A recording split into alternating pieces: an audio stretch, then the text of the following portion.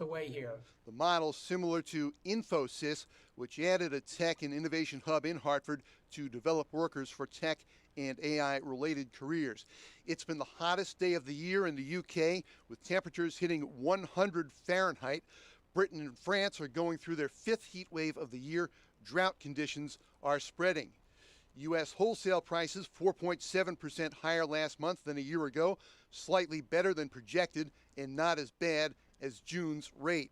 On Wall Street, the S&P cracked a new record. It's up 43 points to 7,792. The Dow is down 2 points. The NASDAQ is up 194.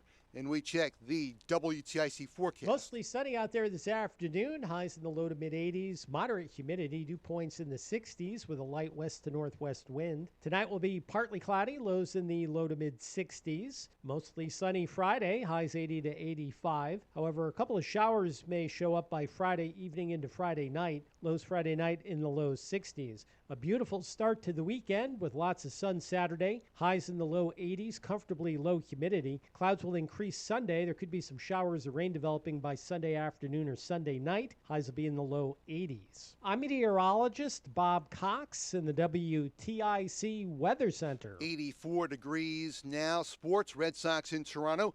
Peyton Tolley and Max Scherzer on the mound. It's over the air on WTIC with the first pitch just after the 3 p.m. news. Live news and talk will continue on the stream at WTIC.com and on the Odyssey app. Seattle leads the Yankees 1-0 in the second. Yard Goats hosting Erie on Italian Heritage Night. In the NFL, the Patriots open their preseason in Foxborough against Indianapolis. For more, check out WTIC.com. I'm Dave Maker. WTIC 1080 News. Time now for today's Spotlight on Money, sponsored by Dollar General. Being the executor of an estate is a big responsibility. So in essence, you're naming a proxy, if you would, to handle your affairs after you have passed away. You can make things easier for your executor by organizing your earthly affairs in the here and now. Making sure your accounts are titled properly, the beneficiary designations are updated. If not, the process of settling your estate could take months or even years. I'm Rob Hart. My name is Whitney Allen, and I'm a widow. My husband, Ryan, died. We never thought we'd ever have to use life insurance, but the unexpected happened. With Ethos, signing up was fast and 100% online. You can get a quote in seconds, apply in minutes, and get same-day coverage. No medical exams, and you can get up to $3 million worth of coverage. I'm grateful we were prepared. Get your free quote at ethos.com/radio. That's ethos.com/radio. Paid spokesperson. Time spent on application may vary. Online health questions required. Eat it up. The Hartford Yard Goats. Eat it up. The Yard Goats are at home next week, August 18th through the 23rd. And the Yankees affiliate is in town, and they're jam-packed with prospects. And we've got a lot of fun in store, too. True Crime Night on Tuesday, Country Night on Thursday. Friday is Military Appreciation Night with fireworks. Saturday, it's Emo Night with fireworks. And Sunday, all kids run the bases after the game. Get your tickets today before they sell out. Eat it up. Oh, yeah. Brian Shackman here for Serta Pro Painters. Listen, if you have a project and you've been putting it off, you might want to do it now. Serta Pro Painters, by the way, they give you a free estimate and they do it quick. You never have to wonder about what's next. Serta Pro Painters, they are reliable with updates and communication. They did my kitchen and I can't tell you, it's almost like they weren't there. I talked to them and did the estimate. They got the work done and it's great. I loved it. And that was it. Again, Serta Pro Painters, schedule your free estimate online at certapro.com. That's Serta with a C. Each Serta Pro Painters business is independently owned and operated. Tune in to How to Retire with Fuchs Financial. The main thing for the majority of the listeners out there who are approaching retirement is I don't want to be surprised. Helping you build, preserve, and manage your wealth. So you've got Roth IRAs, you have individual accounts, and finding the right taxable strategy, that's going to be huge for you. Tune in to How to Retire with Ben Fuchs, Sundays at 8 a.m. and 10 a.m. right here on WTIC NewsTalk 1080. We all hear the radio ads about the IRS. They tell you to be afraid, to be scared, and they try to frighten you into calling. I'm not here to do that. Tax Relief Advocates is different. TRA is here to tell you that if you owe money to the IRS, whether it's $5,000, $50,000, or $500,000, we have a solution. It doesn't matter if you're sitting in your car, at work, or with your kids. No matter where you are, call now. 800-575-9834. Don't lose hope. TRA can eliminate or reduce what you owe to the IRS. Generous programs are now available that can give you a fresh start. Our passion is taxes and helping individuals fix their IRS problems. We have over 1,000 5-star reviews on Google and an A+ with the Better Business Bureau. You don't need to be afraid of the IRS any longer. End your tax nightmare today by visiting us online at TRA.com or call 800-575-9834. That's 800-575-9834. Tax Relief Advocates. Real solutions for real people.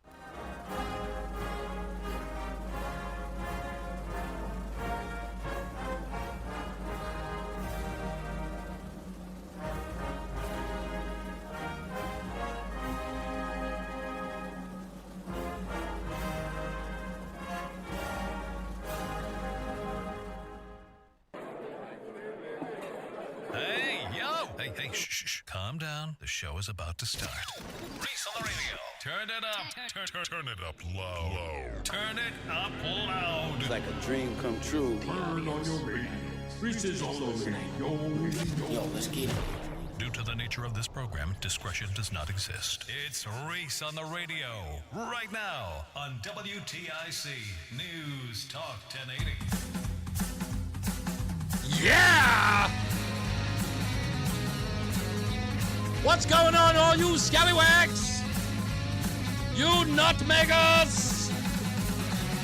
Conversationalists all over the fruited plain. Young, old, in between. And you universal haters, God bless you.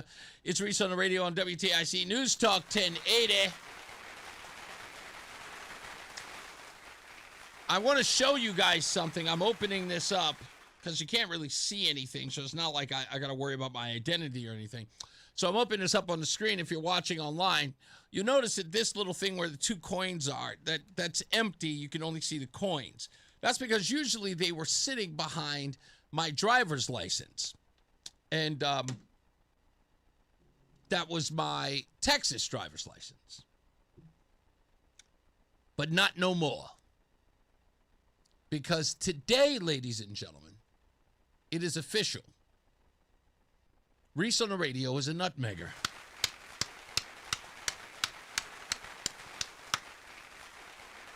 Today, not only did I renew my license in Connecticut, but I also registered to vote as a Republican. And I am absolutely proud of myself. It is nice to be among you.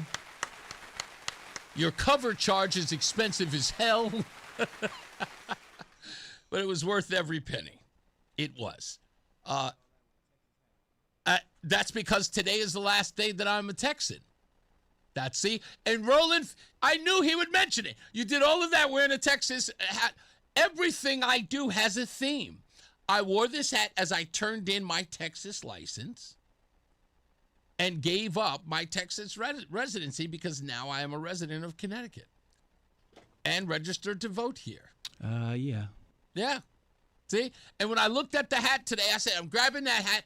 And, of course, I'm always grabbing my favorite shirt, which is also, makes sense, because it's the Millennium Falcon. Which is, of course, designed for travel from galaxy to galaxy, right? So here I am traveling from Texas to the great state of Connecticut. All of it is themed, man. It's all themed. So, and this is my favorite mode of travel, the Millennium Falcon. Can you have a license in Texas and just keep renewing it in Texas and renewing it in Connecticut? Or is that illegal? It is illegal for me to do that because, as you notice, when I don't have my Texas driver's license anymore. That's because Connecticut kept it.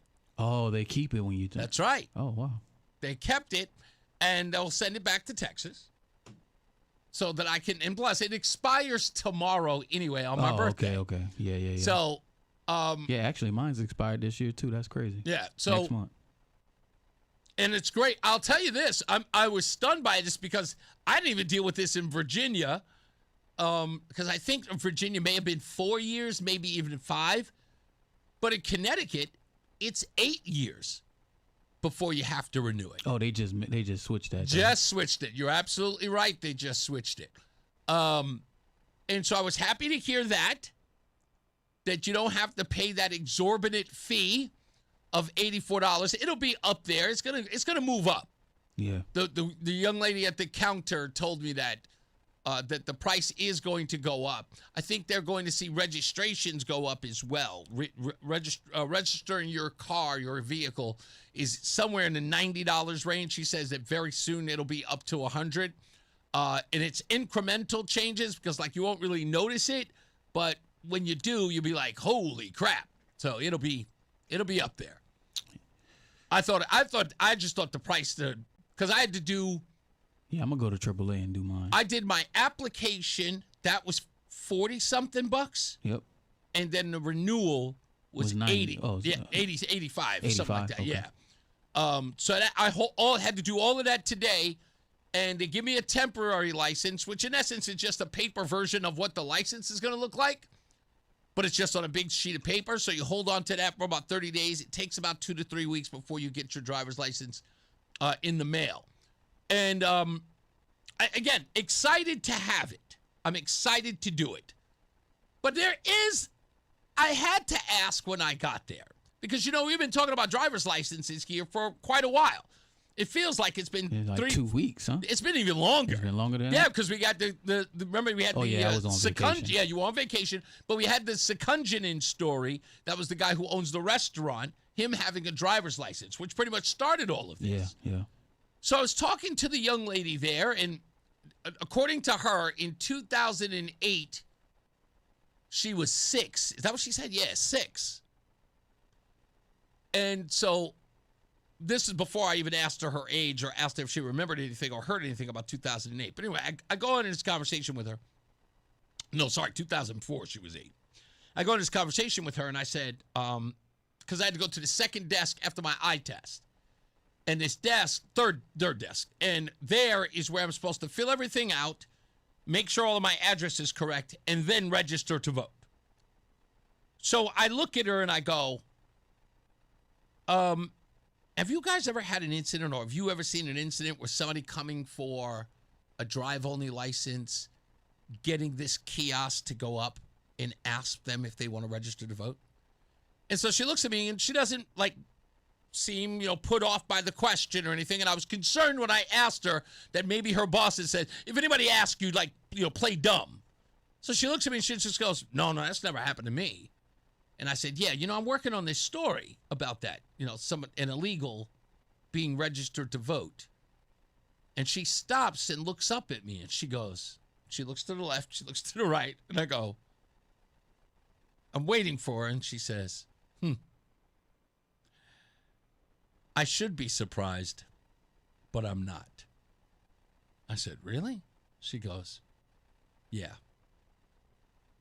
So I was going to dig deeper, but I couldn't keep her any longer. I just went, damn, that's a thing to say. She hadn't experienced it herself, but she just gave this kind of response that said, I wouldn't be surprised. And I'm like, wow. So either she witnessed or heard. Or exactly. Like something, you know how it is where you go to work every day? Like the DMV is the kind of job that you complain about when you go home. It's like if you're a cashier, and I'm anybody who's listening who does this job or any of these jobs that I'm about to announce. No disrespect. No disrespect. But I'm saying because I've done these kind of jobs. If you work at a counter or a register, you deal with sometimes some buttholes. Sometimes, right? Yeah. You do. You deal with certain types. You get Mildred with the coin purse who wants to pay for everything in not dimes and nickels, right? And pennies. Those people annoy you. The DMV is one of those places. People don't have the right documents. People don't understand English. People are rude to you, disrespectful, don't know what they're doing. So it's a complaint-rich environment. And so if there's anybody that can easily complain about a job, the DMV seems like the right place. So when you say something like that and you go, hey, do you think something like that would happen in a DMV? And the girl goes, yeah, I'm not surprised. She knows where the bodies are buried. You know, she knows. Yeah, thank you, Deborah. Dealing with the public is difficult. Did you get her card or? No, but I know her name. Okay. I know exactly Okay. where she is. And she was nice. She was very sweet.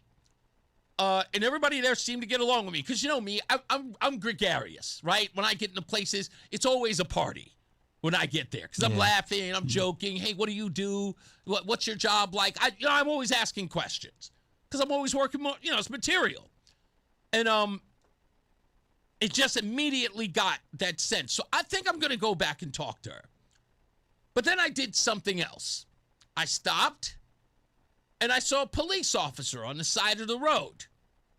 And yes, I pulled over.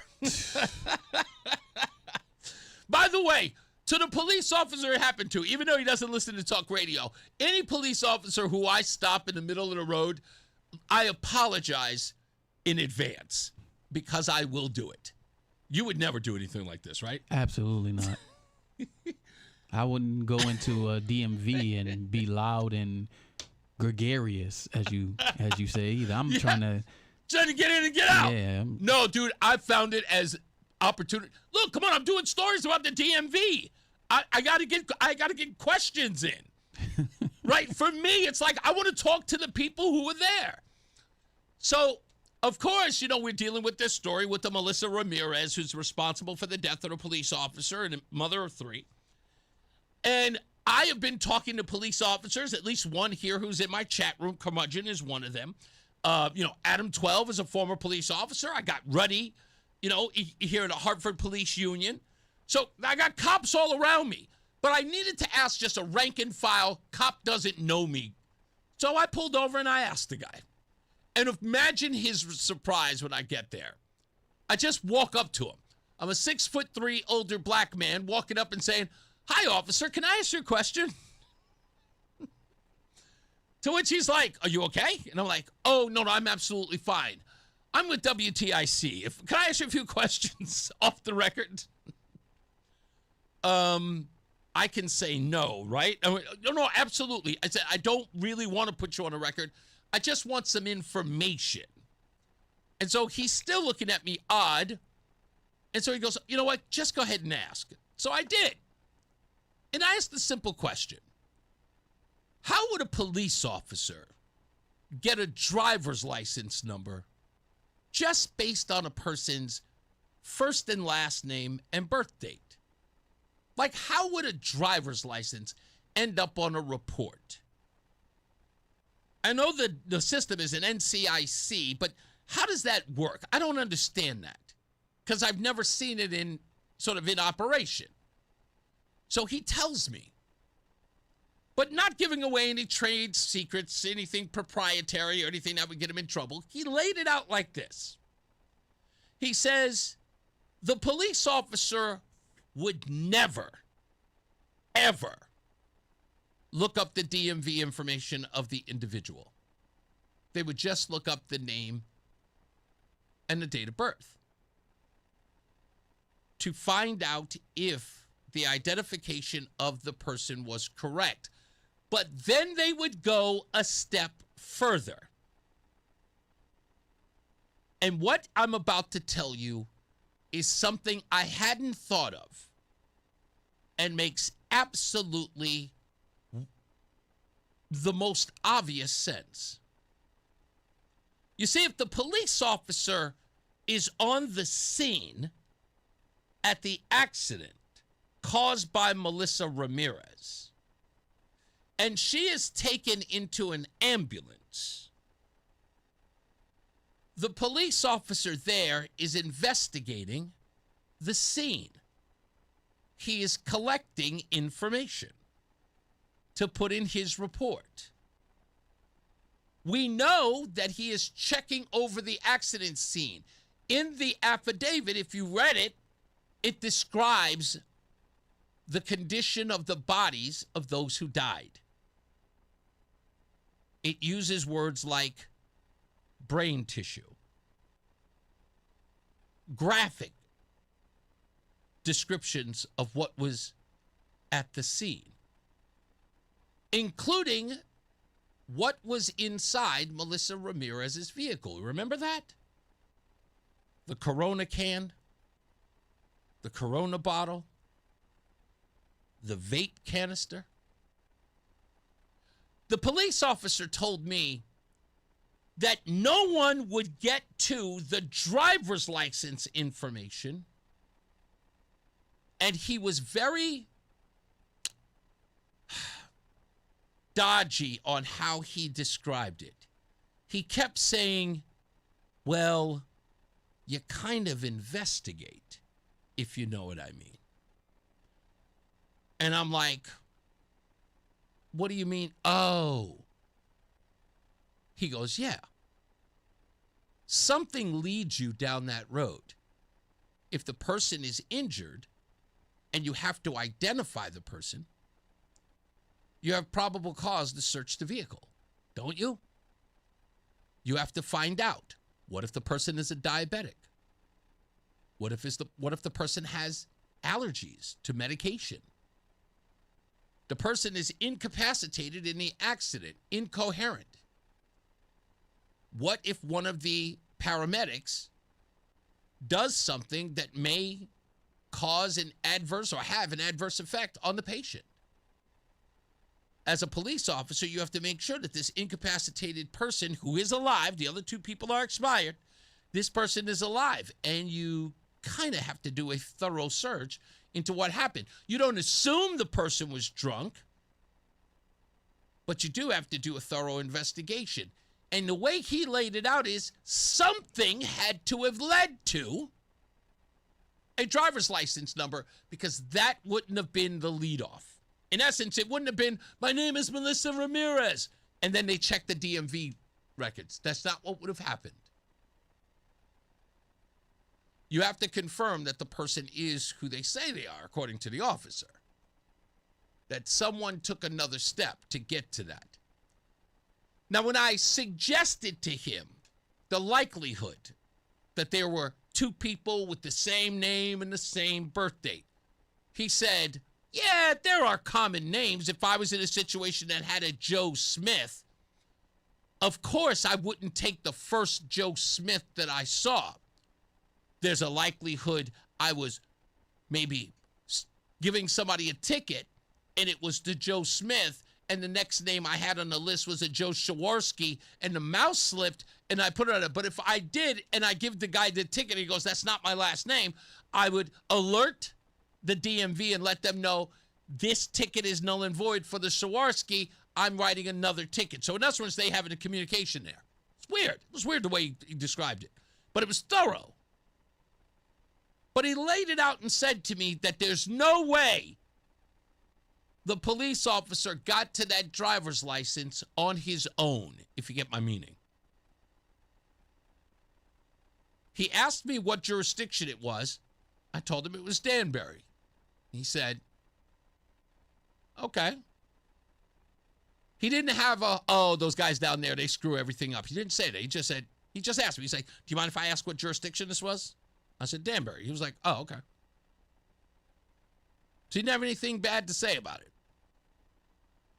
I just thought that was interesting. I wanted to share that with you today. The Red Sox are going to be playing at 3, so make sure you go online to ReeseOnTheRadio.com or WTIC.com or download the Odyssey app. We'll be back. It's Reese on the Radio. There's a lot happening in Washington and in your local neighborhood. Follow WTIC News Talk 1080 on the Odyssey app to keep up with the latest. This health fact brought to you by ProHealth Physicians. Parenthood brings unexpected questions. Do you know where to turn for trusted answers? Hi, I'm Madeline McCarthy, a pediatric primary care provider with ProHealth Physicians in Simsbury. From your baby's first visit to late-night health concerns, you can count on ProHealth. Our team knows your child's history and can address issues quickly. If you're unsure where to go and it's not a medical emergency, we encourage parents to call us first. Our ProHealth nurses answer our patients' calls day or night and may help avoid avoid unnecessary trips to the emergency room. You can also schedule appointments online anytime. Most pediatric offices are open 8 a.m. to 6 p.m. on weekdays with Saturday hours. When your child needs to be seen, whether they're sick or due for a visit, ProHealth is your trusted place to start. Make your first appointment with ProHealth physicians. New patients can call 1-855-CTMD-411 or book online to get the care you need without the wait. Find trusted local primary care for all ages at prohealthmd.com/radio.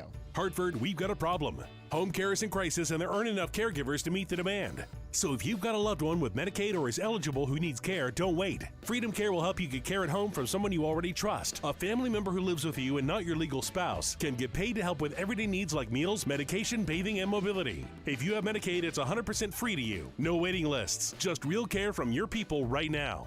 Freedom Care handles it all, training, payroll, and support, so you can stay safe and comfortable at home. And your caregiver gets paid guaranteed, with 97% satisfaction and over 150 million hours of care delivered. Hartford families are already making the switch to care at home. Take care of your own and get paid with Freedom Care. Call 860-530-5203. That's 860-530-5203. Call now. 860-530-5203. 860-530-5203.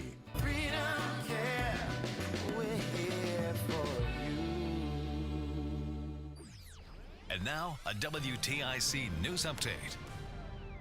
84 degrees in Hartford, 2:30. I'm Dave Maker, WTIC 1080 News. Trees and wires down and about 500 UI power outages remain between Milford and Orange. It was a few thousand outages earlier. A powerful storm struck around 1 a.m. New Haven also impacted. There's significant damage to the Carousel building at Lighthouse Point Park and dozens of trees down nearby. The town of Westport reports a big tree down on Turkey Hill Road South. A man in New Haven charged with murder after his ex-girlfriend was fatally stabbed yesterday. Police say 42-year-old Tisha Marinocchio called 911 to report the attack. She was alert when crews arrived, but was bleeding heavily and died at the hospital. Police arrested 39-year-old Matthew Almontes nearby and found the knife he used inside a dumpster. Almontes is held on $1.5 million bail. In another New Haven stabbing, police say 37-year-old Michael Spencer was killed yesterday. There was a fight inside the public library. It spilled outside and Spencer was fatally stabbed on the New Haven Green. Police are looking for an unidentified male. In other news, there's a $1 billion Powerball winner from last night's drawing from the Midwest. Along the Mississippi River on the fat part of Illinois sits the city of Quincy, home to Powerball's newest $1 billion winner. John Marshall got a call about it today from his boss. At 3 a.m., I thought something was wrong, but he just wanted to let me know that we sold the winning ticket. Worth in a lump sum $450 million minus taxes. Marshall's Hy-Vee Fast and Fresh gas station and convenience store will get $500,000 for selling the winning ticket, but he's all about the recognition. Most of the jackpots are in bigger cities and on the coasts and stuff like that, so it's great to bring light to the Midwest. Sherry Preston, ABC News. AAA says the average national gas price today is $4.07 per gallon, up about 3 cents from yesterday. It's $4.09 in Connecticut. On Wall Street, the Dow down 8 points, S&P up 46 to a new record. The NASDAQ is up more than 200 points. And we check the WTIC forecast. Skies remain mostly sunny out there this afternoon with a light west to northwest wind and highs in the low to mid 80s. Dew points are in the 60s, so there is some humidity out there. And sunset will occur at 7:54 this evening. Tonight looks partly cloudy, lows in the low to mid 60s. Mostly sunny Friday. Highs 80 to 85. We do pick up the chance for a few showers Friday evening into part of Friday night. Lows Friday night will be in the low 60s, and then Saturday starts off the weekend with sunshine and highs in the low 80s, comfortably low humidity. Partly sunny with increasing clouds Sunday. Some showers of rain developing at some point in the afternoon or Sunday evening. Highs will be in the low 80s. Showers end by early Monday, followed by clearing. I'm meteorologist Bob Cox in the WTIC Weather Center. Call it 85 degrees now. Sports, Red Sox in Toronto. It's on air on WTIC with the first pitch just after the 3 p.m. news. Live news and talk continues on the stream at WTIC.com and on the Odyssey app. Seattle leads the Yankees 1-0 in the third with Max Fried on the mound. Yard Goats hosting Erie. And the Patriots open their NFL preseason in Foxborough against Indianapolis. For more, check out WTIC.com. I'm Dave Maker, WTIC 1080 News. Men, when addressing the problem of erectile dysfunction, you want the right treatment for your specific medical situation because every case is different, and finding the right treatment can mean the difference between just an okay experience and an amazing one. This is Dale for Northeast Men's Health, and at our practices, we offer the full range of ED treatment protocols and can even combine therapies to help make those intimate moments special, both for you and your partner. At Northeast Men's Health, we're the leader in treating ED in the area. Our medical providers specialize in men's sexual health and understand that no two cases are alike, which means you'll get the right treatment for you based on sound medical evaluation and appropriate applications of medical therapies. Plus, we offer treatments that are effective in well over 90% of cases, which means if you're like most men, you'll get your sex life back. So call us. Your initial visit is just $99 and includes blood work, a medical consult, and if medically advised, a test dose. And if that test dose doesn't work in the office, your visit is free. Call 800-930-5956. That's 800-930-5956. Or go to northeastmenshealth.com. We have 7 offices, including our new office in Bridgewater. Veterans and active duty service members. When your call to service ends, your mission doesn't have to. Go from GI to IT in just a few months at My Computer Career. Prepare for a high-demand career in cybersecurity, protecting people, systems, and institutions from real cyber threats. Cyber warriors are needed now. Will you answer the call? Go to mycomputercareer.edu/CWP to learn more. That's mycomputercareer.edu/CWP. An elite CompTIA certification partner. VA education benefits are available to those who qualify. This is the story of the one. As a maintenance engineer at a beverage manufacturing plant, he starts his day knowing every line is ready to run because Grainger delivers the industrial-grade products he needs to keep mixers, conveyors, and packaging equipment moving. With Grainger's vast selection of bearings, belts, and motors, he keeps operations running smoothly, so nothing grinds to a halt. Call 1-800-GRAINGER, click Grainger.com, or just stop by.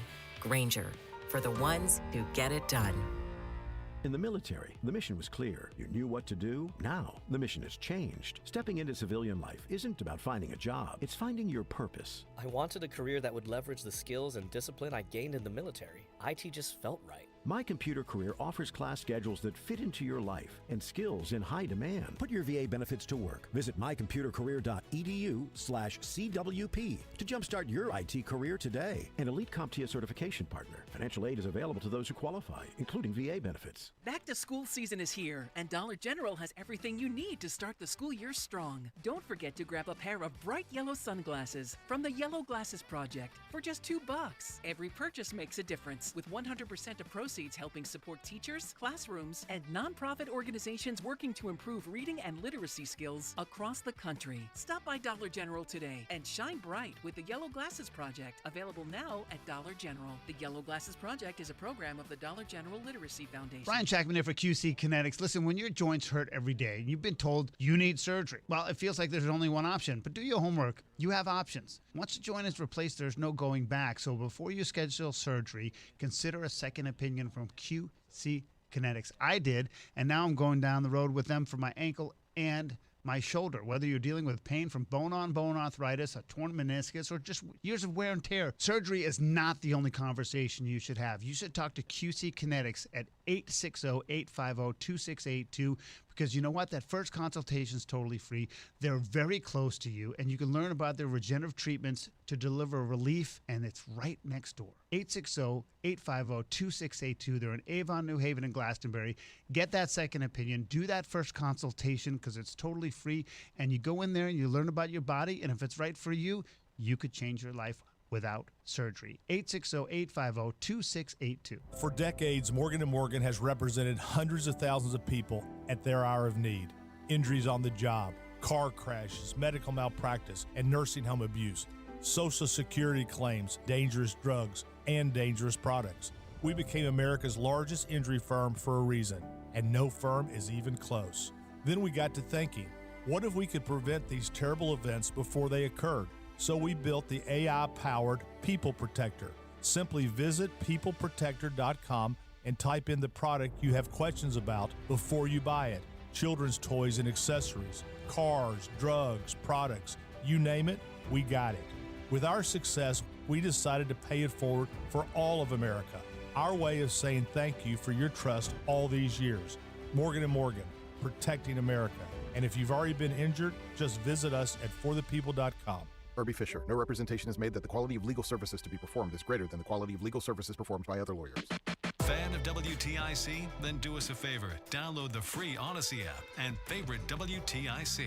All right, Red Sox after the news with Dave Mager today at 3 o'clock, so you will catch us online. I promise you I will try my best not to phone it in. I've got plenty of news and plenty of views. I'm waiting to find out if we're confirming our guest today on the phone. They're checking now. But Linda Syncowicz will be here from Fight Voter Fraud with that story I was talking about yesterday. I said yesterday that it was an exclusive. It's not necessarily an exclusive. I kind of know this story. When I heard who the players were, I looked it up, and there is a story that I've covered. We covered briefly before, but it's bigger in the sense of the people who know about this story who have done nothing. And I got to be honest, can I just give a shout out to Sheila Matthews right now from Able Child? Sheila Matthews and I met yesterday at John Bolton's fundraiser. I was a moderator there, and Sheila sat right next to me, and I didn't know that she even listened to the show. She and I never met. I knew who she was. I didn't even know she knew who I was. But she was so excited to see me, and she made a connection for me today, which she promised she would do last night. She did it today. There's an article out. It's an early birthday gift. I'll share it later on. But I got to talk to today twice Joe Hoff of the Gateway Pundit. And I'm only telling you this, not because, it's not about me. It's about the story. And that's what I'm trying to do, is to get these stories into the mainstream. Because I know a lot of you feel like no one's paying attention to us here. Like we're Connecticut, we're tucked away in the Northeast. We're not Massachusetts, we're not New York, so Connecticut kind of gets ignored. I looked at the primary races, barely anyone talked about us. Even the CT Capitol report was like excited that C-SPAN covered Ned Lamont's speech. Look, guys, we got national coverage. So they know that no one's paying attention to us. And I guess it's frustrating all around.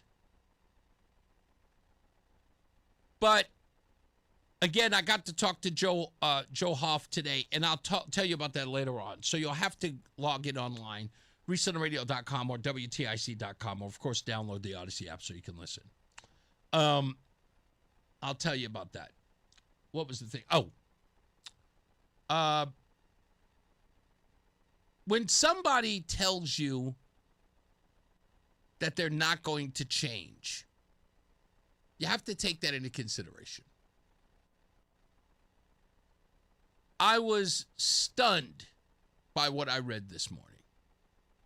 With everything that's going on in Connecticut, as far as you, the taxpayer, are concerned, you who are on welfare, you who cannot make ends meet, you who have to make a decision over gas or food, you in Connecticut.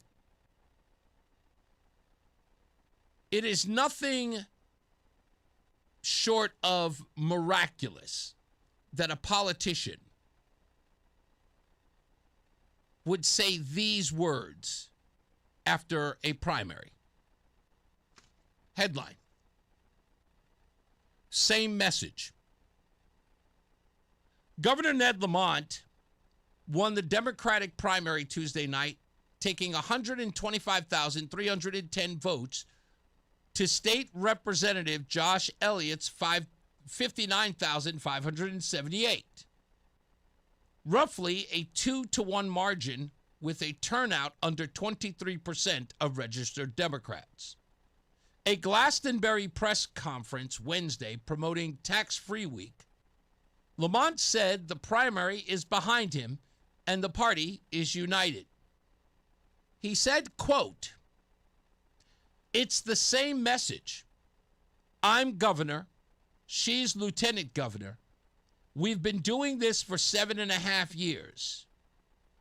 They have a pretty good idea of what we're about." That was the quote from the governor who just faced a primary and is now facing re-election in November. That's right, folks. It's the same message. We've been doing this for 7.5 years. They have a pretty good idea of what we're about. I can't stop telling you how dumb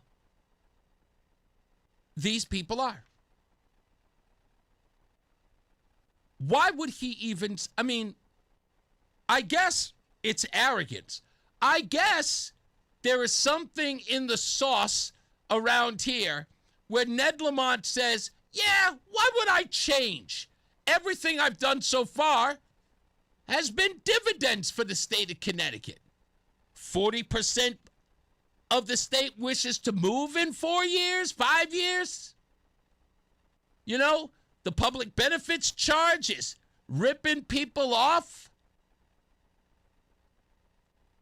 People can't afford to eat. I've got to give away free lunch, free breakfast. I got to expand the Husky program instead of reducing the Husky people.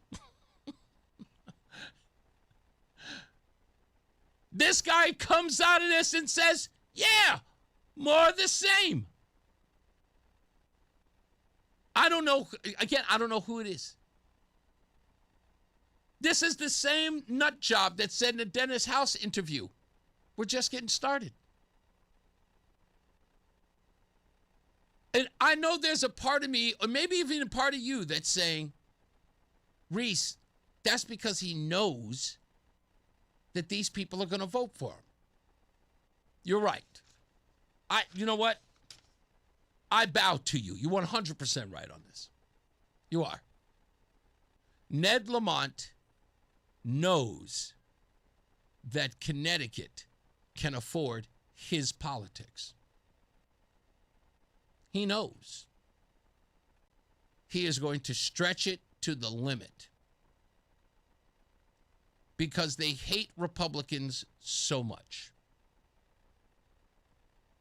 Because these limousine and champagne liberals would never think of not voting for him. They can afford it. Sure, raise our taxes just a little bit more. We just don't want no Republicans around here. I said it back in 2022. Connecticut can afford its politics. They can.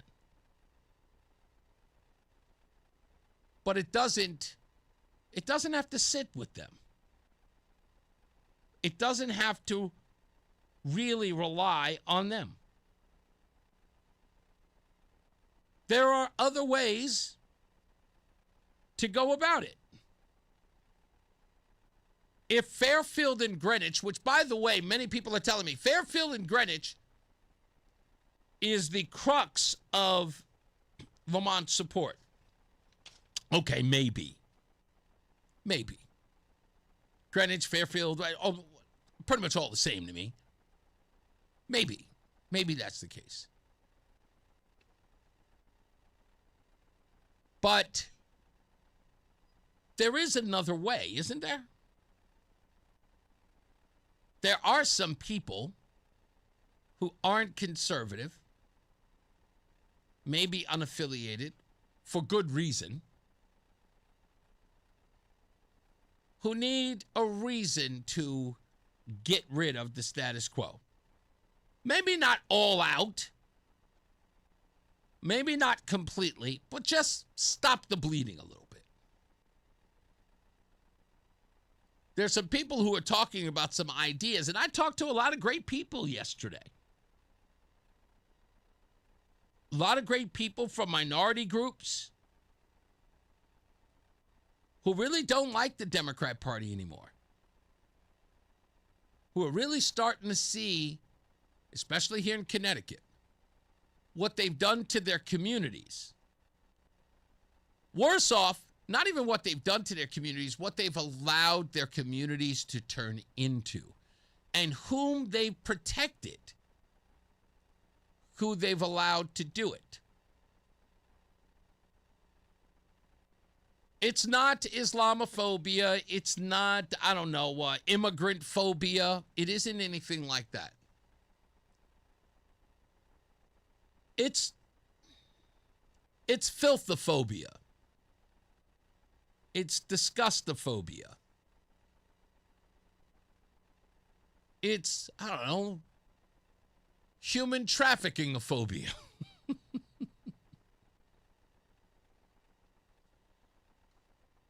It's fentanylophobia.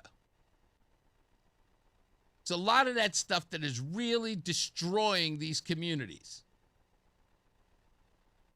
And there's some people who talked last night and said that the Republican Party isn't paying attention to those communities. I don't know if it's fear or know-how. But there's a governor who said, again, I quote, "More of the same. We're not changing a thing. We will not change."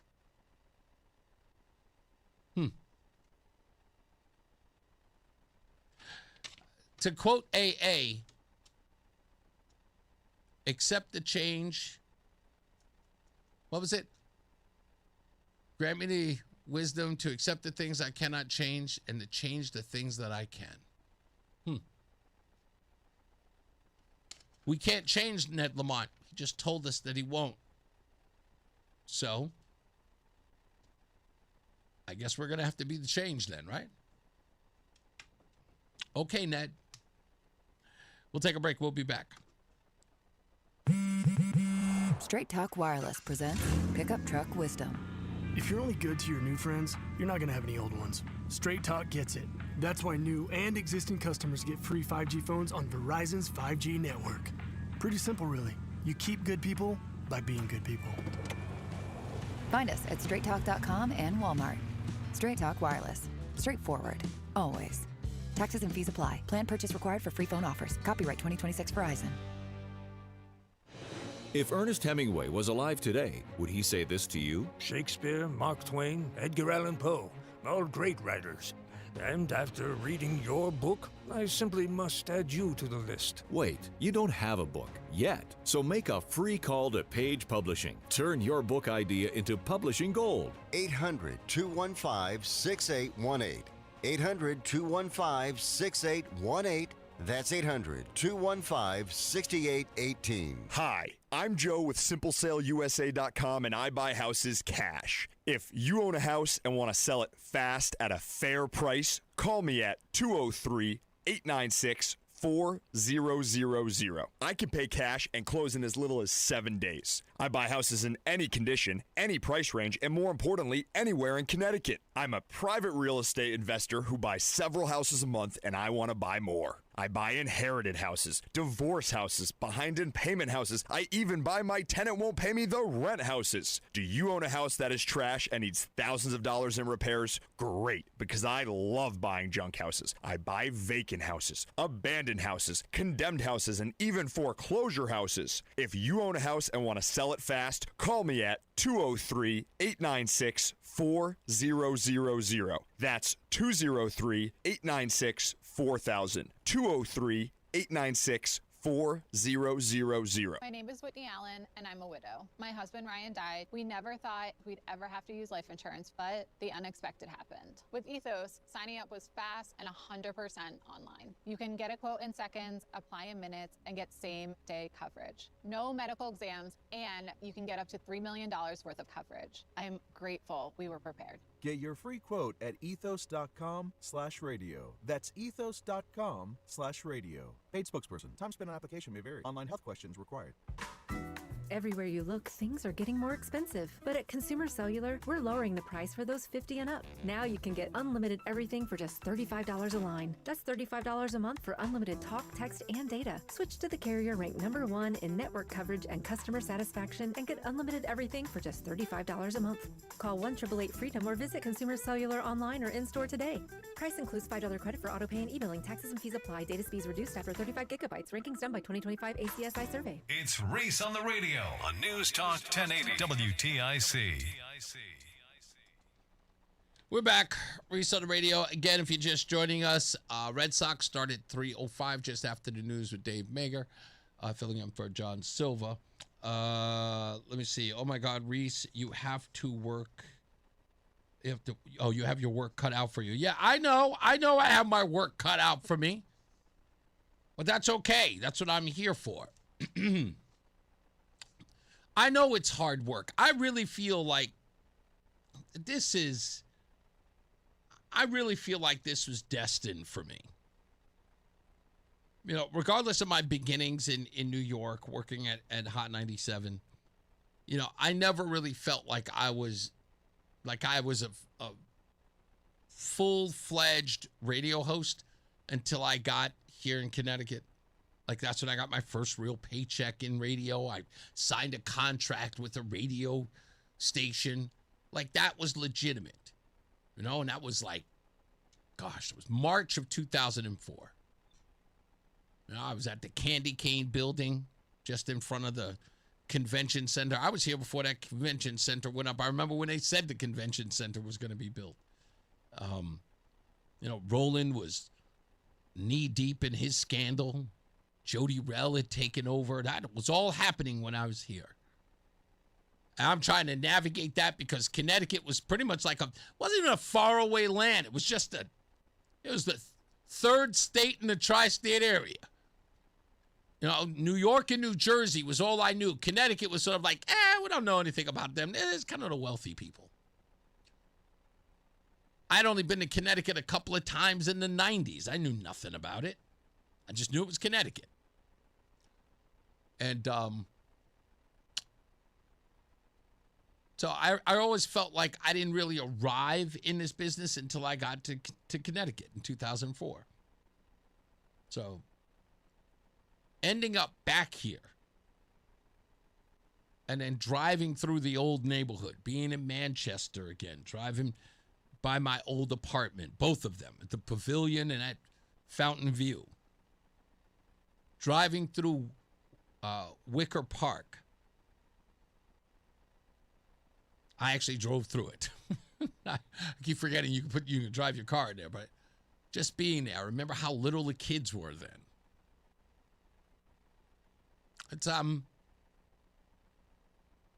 It's nice to.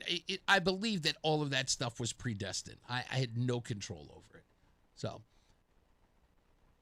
my whole life changed when I got back here. From the moment that I set foot on here, and Mark from West Hartford got me on that boat, and I went to Selden Cove, and we got off that boat. The minute that I posted that video and watched 110,000 views, I watched it. I knew exactly where I belonged and what I needed to do.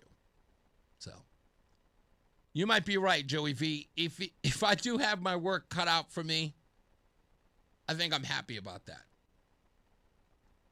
Because it's never a boring moment. And like I said to Joe Hoff today, Connecticut is in this small little area in New England.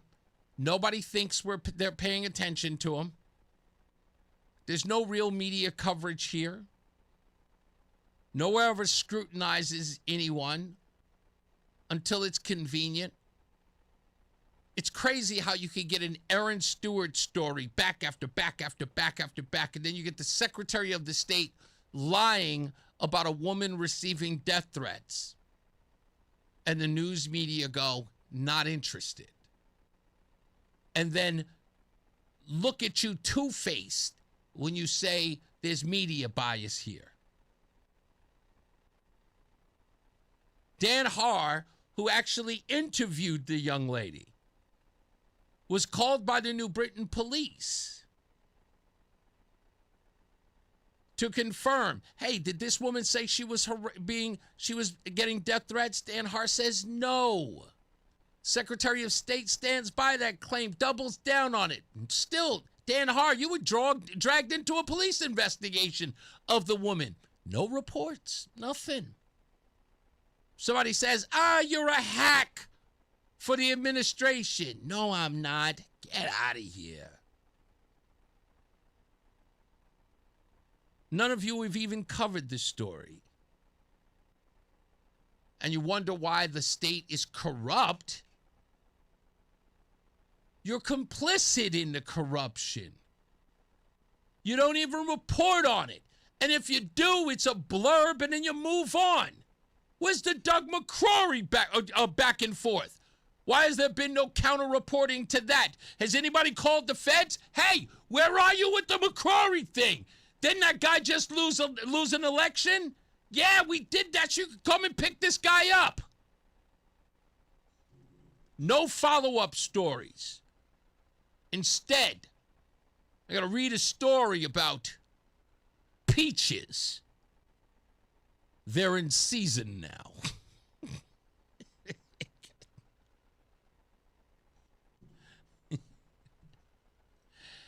And then they say, damn, Reese, why are you so aggressive? Damn, Reese, why are you showing up at press conferences? 'Cause you don't. You guys are all there, but you don't ask anything. You're a bunch of empty suits. That's why you let the corruption go on. We'll be back. This is WTIC News Talk 1080 with Brian and Company in the morning, Reese on the radio in the afternoon, and news around the clock. WTIC and WTIC FM HD2 Hartford and Odyssey Station. 84 degrees, 3 o'clock. I'm Dave Megger, WTIC 1080 News. Mid-80s, possible thunderstorm later. Low in the mid-60s tonight. Mid-80s for a high again tomorrow. There's a dramatic step in President Trump's hostile takeover of the Kennedy Center.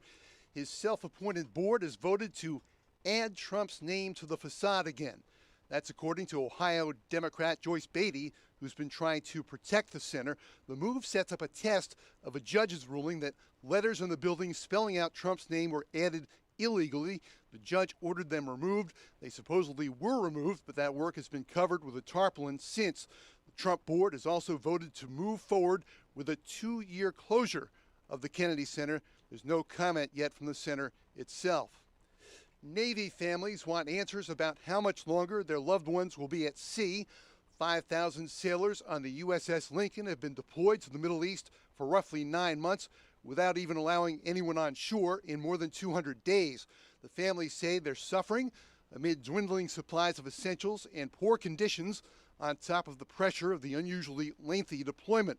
And ABC News contributor Mick Mulroy says the sailors don't know when it will end. There isn't a set date yet for them to be done with their deployment. So it's hard to plan things with the family. It's hard to know what to tell your spouse. So this is a lot of pressure. It's not unique to the USS Abraham Lincoln, but I think it is getting more and more dire the longer they're out and extended past beyond what is normally a 6-month deployment, which is now over 9. The Navy denies reports of suicide attempts among the crew. Senator Richard Blumenthal has written to Secretary of Defense Pete Hegseth to express serious concerns. He says there's broader morale problems among other Navy vessels related to extended deployments. There are trees and wires down and about 600 UI customers without power in Milford and Orange along the shoreline. A powerful storm hit after 1 a.m. Resident Joe Santamonaco is thankful no one was hurt. At about 1:15, we heard a really loud sound. We thought it was lightning hitting the house. And eventually we looked outside and realized the tree had fallen. And if you look at where it is, it's right in between those 2 bedrooms, which is my dad's room and my mom's room. So thank God nothing happened to them. But it sounded like a cannon went off. It was so loud. The audio from WFSB in New Haven. There's significant damage to the Carousel building at Lighthouse Point Park and dozens of trees down nearby. And there's an effort to deliver more AI and tech-related training to the state's workforce. It's getting $20 million in fresh backing from the state. The Hartford Innovation Center combines learning and networking for people in early or mid-career stages.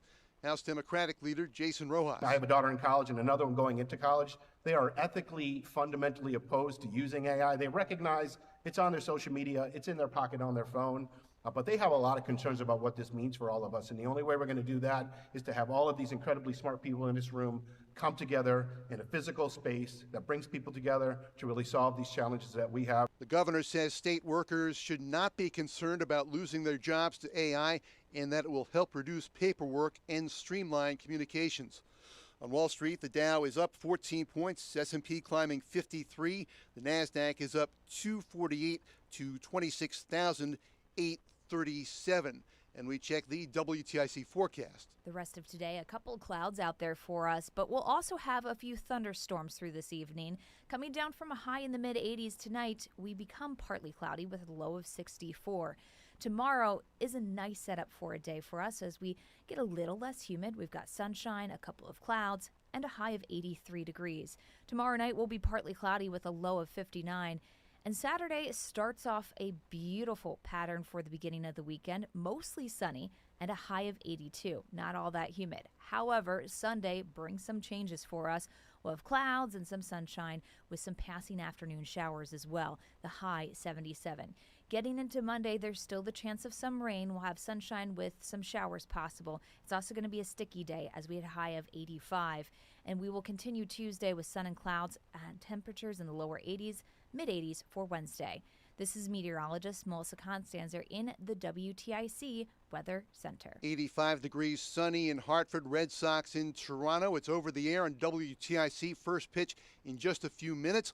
Live news and talk will continue on the stream at WTIC.com and on the Odyssey app. Seattle leads the Yankees 1-0 in the fourth.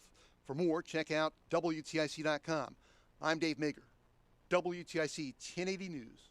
Patrick was way behind on his IRS taxes. I was in way over my head. The total amount ended up being somewhere just over $30,000.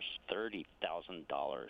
Then the IRS came to collect. Started getting letter after letter. A lien had been filed against me. They were going to basically hang me completely out to dry. He had to do something. That's when I reached out to Optima Tax Relief. Patrick's life quickly got a lot easier. It was very easy. Pretty much hands off, They picked up the ball and ran with it. And how'd it go? I couldn't believe it. I had to ask 2 or 3 times. I saved an incredible amount of money. How does Patrick feel about Optima? Couldn't be happier. They definitely helped me. Optima Tax Relief. The best place to call. They're the best in the business. Do what Patrick did and call Optima Tax Relief for a free consultation. Call 800-354-2840. 800-354-2840. 800-354-2840. Optima Tax Relief. Testimonial from an actual client. Some restrictions apply. For complete details, please visit OptimaTaxRelief.com. Hey, what's up, guys? It's Reese on the radio, and August 14th is my birthday, and I want to spend it with you. So we're taking the show on the road for a special birthday broadcast. We'll be broadcasting live from Stadium 15 in Farmington, Connecticut from 2 to 6. Maybe there'll be an after party. Who knows? So make plans to hang out, listen to the show, have some food, some drinks, and help me celebrate my birthday. It's the 14th at 15. Stadium 15 in Farmington from 2 to 6 on Friday, August the 14th. Hope to see you there. Get a head start to your day with WTIC News Talk 1080. Listen to us live on the Odyssey app before you even hit the road. Get the breakdown on the biggest news stories that Connecticut is talking about. To get started, download the Odyssey app and search for WTIC News Talk 1080.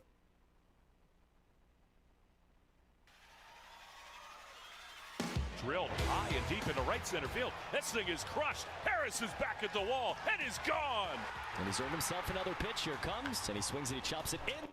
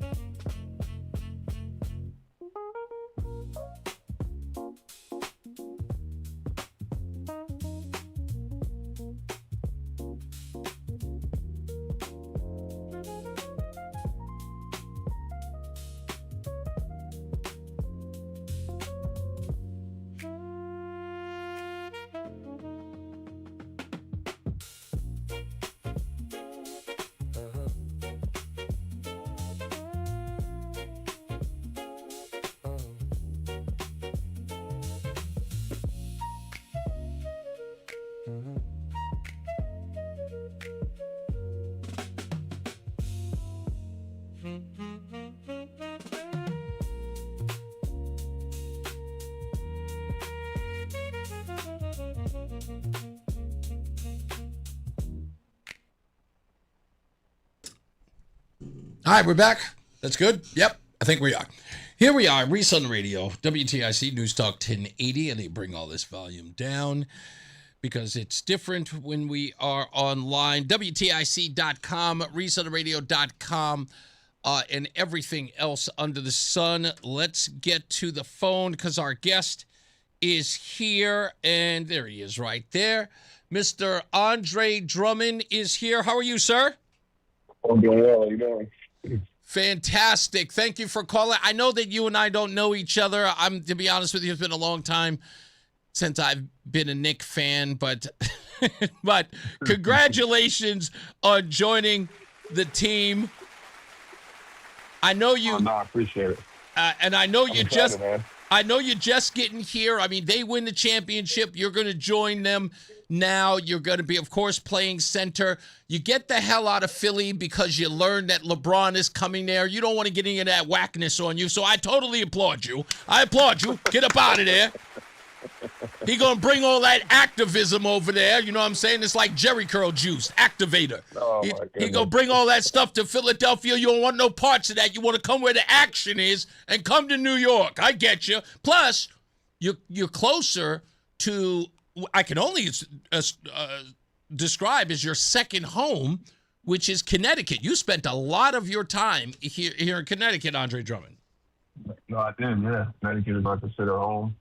Obviously, I was born in Mount Vernon, New York, moved up to Connecticut at a young age, and Connecticut is where my roots are. Yeah, you're just like me because, you know, I came to Connecticut much later in my life, but at least you came here when you were a kid.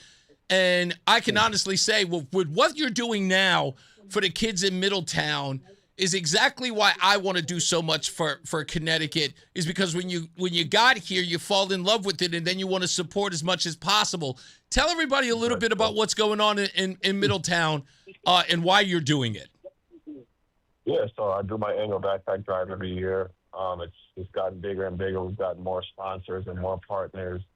And this year with the Middletown Pal again, and we're doing kind of like a carnival theme to have the kids come out and have something to look forward to. We're giving out backpacks. We're giving out some hoodies and sweatpants too for the wintertime.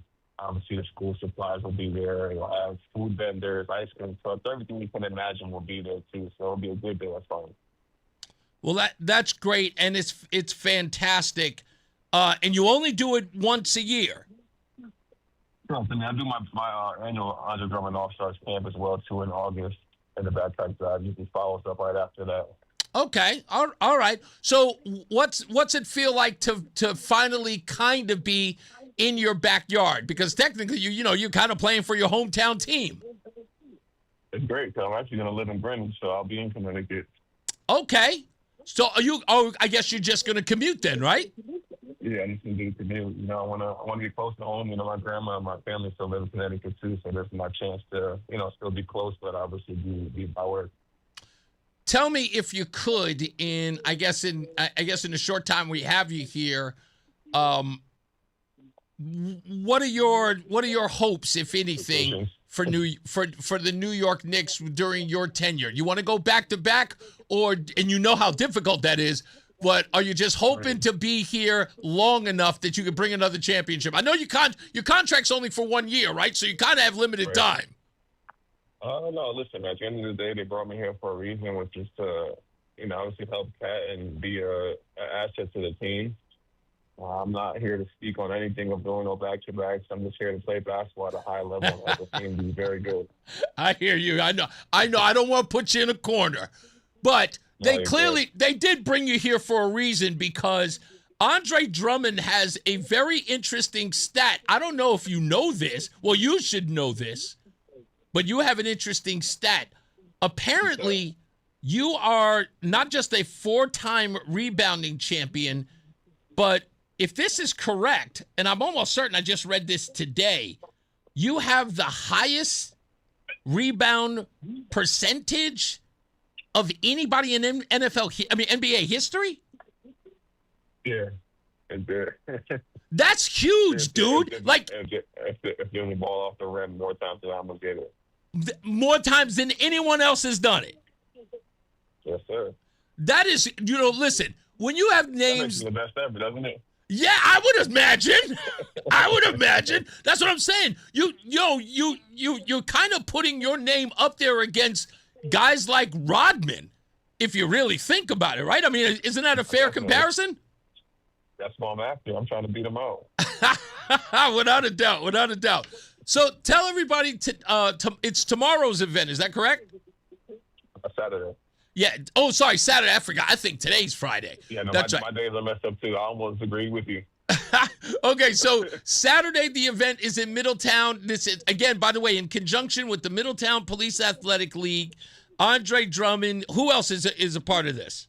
The YMCA, Middletown PAL, and obviously the Andre Drummond All Stars Foundation is the forefront street of sport. Okay, and this is happening on the 15th at is it Middletown Green? I got that it was? Yeah, Middletown Green. Yeah, the Middletown Green is going to be there, and this is from 10. Oh, and there's also haircuts, I understand, right? Yes, I forgot. Yeah. Free haircuts. That's right. There's going to be free haircuts for the kids. That's actually cool because the kids, I know the boys are going to love every bit of that. That's like, when you listen, haircuts are expensive. So to get a free haircut, people charging $100 in haircuts nowadays. I know. So kids are going to be psyched to get a free haircut. So that's all happening from 10 till 4, I think is the time, right? Yes, indeed, 10 to 4 p.m. That's right, 10 to 4. Look at that. I remember that. I remember this off the top of my head. I'm kind of impressed by myself today. So please come down there and support. People can also show up and donate. Is that correct? Yeah, everybody's invited. You can come donate if you want to just come and hang out, get some food, get something to drink, or just hang out and be a part of the community. All is welcome. Well, come on down and support. And listen, Andre, I'll tell you, the reason why was as soon as Rex told me that you wanted to do this, and I knew your story. You're from Mount Vernon. I'm from Hollis, Queens. So we're New York guys who moved to Connecticut, fell in love with this place, and want to do anything we can and use our platforms to support those people. So you are literally... You and I are eye to eye on this one, so I wanted to make sure that you were on the program so I can promote what you're doing. Anytime I'm here and you're here, I will promote whatever you're doing. So I appreciate you, and good luck with the Knicks, man. You. Thank you so much, man. It's my pleasure. And the fact that I know that you're in town and I couldn't get you in studio, I'm going to go over to Rex's studio and I'm going to beat him up right now because I heard you were here for Brian. I'm like, why can't he be here for me? But don't worry, we'll get you in here no matter what. Maybe after the championship game, who knows? You trying to get me again? I'm just trying. I'm just trying. People would get mad at me if I didn't ask. Oh, of course. Yeah, but listen. I'll see you soon. You got it. Listen, all respect to you and good luck. Congratulations. We're glad to have you home. And I know your family is glad to have you here on the, you're on the East Coast when you're in Philly, but at least you're closer to home in the Northeast and you can come up and you can be home as often. Hey, and maybe more charity, huh? Yes, indeed. That's the plan. That's the plan. Thank you. Andre Drummond, we appreciate your time, sir. It's a pleasure, man. Thank you. All right, man. You have a good one. All right. Yep. You. Andre Drummond, ladies and gentlemen. Good guy. Doing good things. I'm not lying. He got the hell out of Philadelphia. Said, hey, would y'all bring a LeBron here? I'm out of here. What's he going to do? Come up here and read the autobiography of Malcolm X backwards again? Upside down? No, get me to New York. What are they doing over there?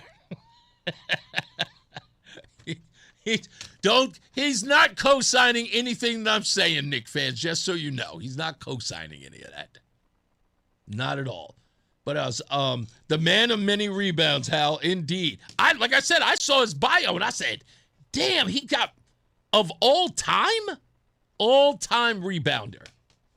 His career rebound rate is the highest in the NBA in history. In history. That's a hell of an achievement. Andre has been a staple in Connecticut, even in his Windsor high school days. Windsor, isn't that place? Let me tell you something. I don't know what's going on at that school. What do they feed those kids? In his Windsor high school days, true story, good guy, always showed up for the hood at Hartford Pro-Am B-Ball. Yeah, AQ, without a doubt. He's so invested in the community in that way, and you kind of have to root for a guy like that. And he's no slouch. He's no slouch. I'll give him that. That's always a good thing. What was the thing that I needed to go over today? Oh, yeah. Can I complain a little bit? I have to complain. I went to the DMV today. And I'm not going to say which DMV I went to. Because it wasn't in my neck of the woods. So I had to drive to this place. And I've been there now 3 times, twice in one day. And so, I get there and I didn't have all the right paperwork. So that ticked me off because I thought I had it and I hadn't packed it. So I had to reschedule because I didn't have enough time because I'd be here to do the show. And when everything's open, when you have to be at work, that annoys me. Now I don't like the weekends. See my point? See, on the weekends, everything that you need to do is closed. The DMV, like official business. You have to do that during the week. And I can't waste my mornings sitting in line, having my number called to do official business. If I can't send someone to do it, which I wish I could, like I would love to find out how these celebrities renew their driver's license without having to go. I would hate to have like a celebrity. If I were a celebrity, I would hate to have to sit there and renew my driver's license. But people do. Some people just have a lawyer go up there. Hi, I'm here for Mr. Hopkins. Yes, absolutely. Oh, I'm his attorney. What, the vision test? Oh, no, he can see. Don't worry about it. He has a driver anyway. No, just stamp the little paper and let's go. I wish I could have it like that. But anyway. So I go there. I didn't have the papers. I had to reschedule. Didn't have time. So I went there today. And of course, my old driver's license expires on my birthday. So it was hook or by crook, had to be done today. So last night, I'm taking out my contact lenses. And unlike the days of yore, where you would get a set of contact lenses and you would keep them forever, now everybody uses the disposable ones that you have for a month. And I have to admit, I'd been a little lackadaisical about getting new contacts. So I was on my last batch, and last night, as I'm taking out my contacts, my left contact lens comes out of my eye, shattered in pieces. And I realize it's my last one. And my left eye is, like many people, the worst eye. How do I put it?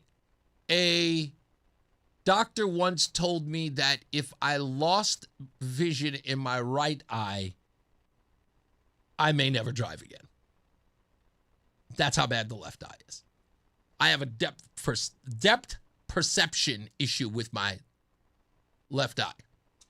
Like if I were holding my hand over my left eye and just driving with my right eye, may have to turn a little further to the left, but I can see. Depth perception is perfect. Right hand over my right eye, just using my left eye, forget about it. Nope. Have no idea. No range whatsoever. Oh, forget about it. Done. So I have to protect my right eye at all costs. I can see out of my left eye, but I can't see out of my left eye. So I just have to put a contact in my left eye. And I do. And I go down to the DMV. And they tell me to put my head into that little box, which I do. Ugh. Just put my head down in the box. Stupidest thing I could have ever done. Put my head down in the box. And there are 3 rows. Well, there's 4 rows. But there are 3 lines. Left, middle, and right. And I've got to read the letters on the left. And I can't see it. I couldn't see it at all. Because I'm looking through what can only be described as an industrial Viewmaster. For those of you who remember the Viewmaster with the little click thing, you look at the pictures of the animals. And I can't see out of my left eye. It says, can you read those letters? And I'm like, 12, 9. He goes, no, sir, I said letters. 18. He goes, do you wear glasses? I go, yeah, I wear glasses. I may have my wrong contacts in. He goes, wrong contacts? Look, go home, get your glasses, come on back. I was like, okay, go home, drive all the way there, get my glasses, drive back. I prayed to God. Please, God, please, God, please. If I can't see, I'm not going to be able to get this license. And that's it for me. I'll have to be driven around by my wife. Do you understand how horrible that's going to be? How horrible is it going to be when your wife has to drive you around? It's going to have to chauffeur you. Worst off, as I'm driving there, I'm saying to myself, isn't it ironic? I spent all of these years hating Stevie Wonder, and now I'm about to be him. Come on, applaud me. That was brilliant. Okay, nonetheless. So I'm praying as I'm driving back. I pull into the parking lot, and I'm walking up, and I'm just going up. And they told me, don't worry about standing in line. Just rush through the line. Just go back to the counter. They'll be waiting for you. Just let them know that you're back. And I came in, I had my glasses on, and I was looking for the man who had sent me away. But he was gone. And there was some other man there. But he remembered me. He says, hey, come on, get up here. So I'm like, oh, crap. And I put my eye into the Viewmaster with my glasses on. Nothing. Still couldn't see anything. I'm not kidding. The glasses did not help. They did not. I closed my right eye. Come on, you can see it. You can see it. I said, 84, 97. He goes, no, sir, they're letters. 45, 19. He said, I forget it. Can you read the middle? LQR7. All right, read the far right-hand side. SPL. I read it. He's like, all right, you're fine. Next line. Can you see what those road signs are? Yes, I can see all of them. Which one is floating out at you? That says yield. He was like, okay, that's it. All right, you passed. I'm like, thank God, thank God, thank God, thank God. Thank God, thank God. I sat back down. He said, we'll call you back in a second. I sat back down, said to myself, oh, thank God, thank God, thank God. And then the guy who sent me home shows up. He walks right over. He looks at me. I nod. I'm waiting for him to call me back up. And then the other guy says, nah, he's good. I got him. Oh, I could have melted in the chair. I put my eyes up at the Lord and I just went, thank you, God. Thank you. Thank you. Thank you. I really appreciate you. This could have been the end. But he brought me back up, gave me a copy of my driver's license, and I was on my way. I dragged my tail all the way back here. I wore my glasses the entire time. And it took about 20, 25 minutes to drive here. And just because I thought it was appropriate, I listened to Stevie Wonder's Intervisions on the way back. I sang along. And I said, you almost got me. But I played his music to mock him. You almost got me, Stevie. You almost had your revenge. But I live another day.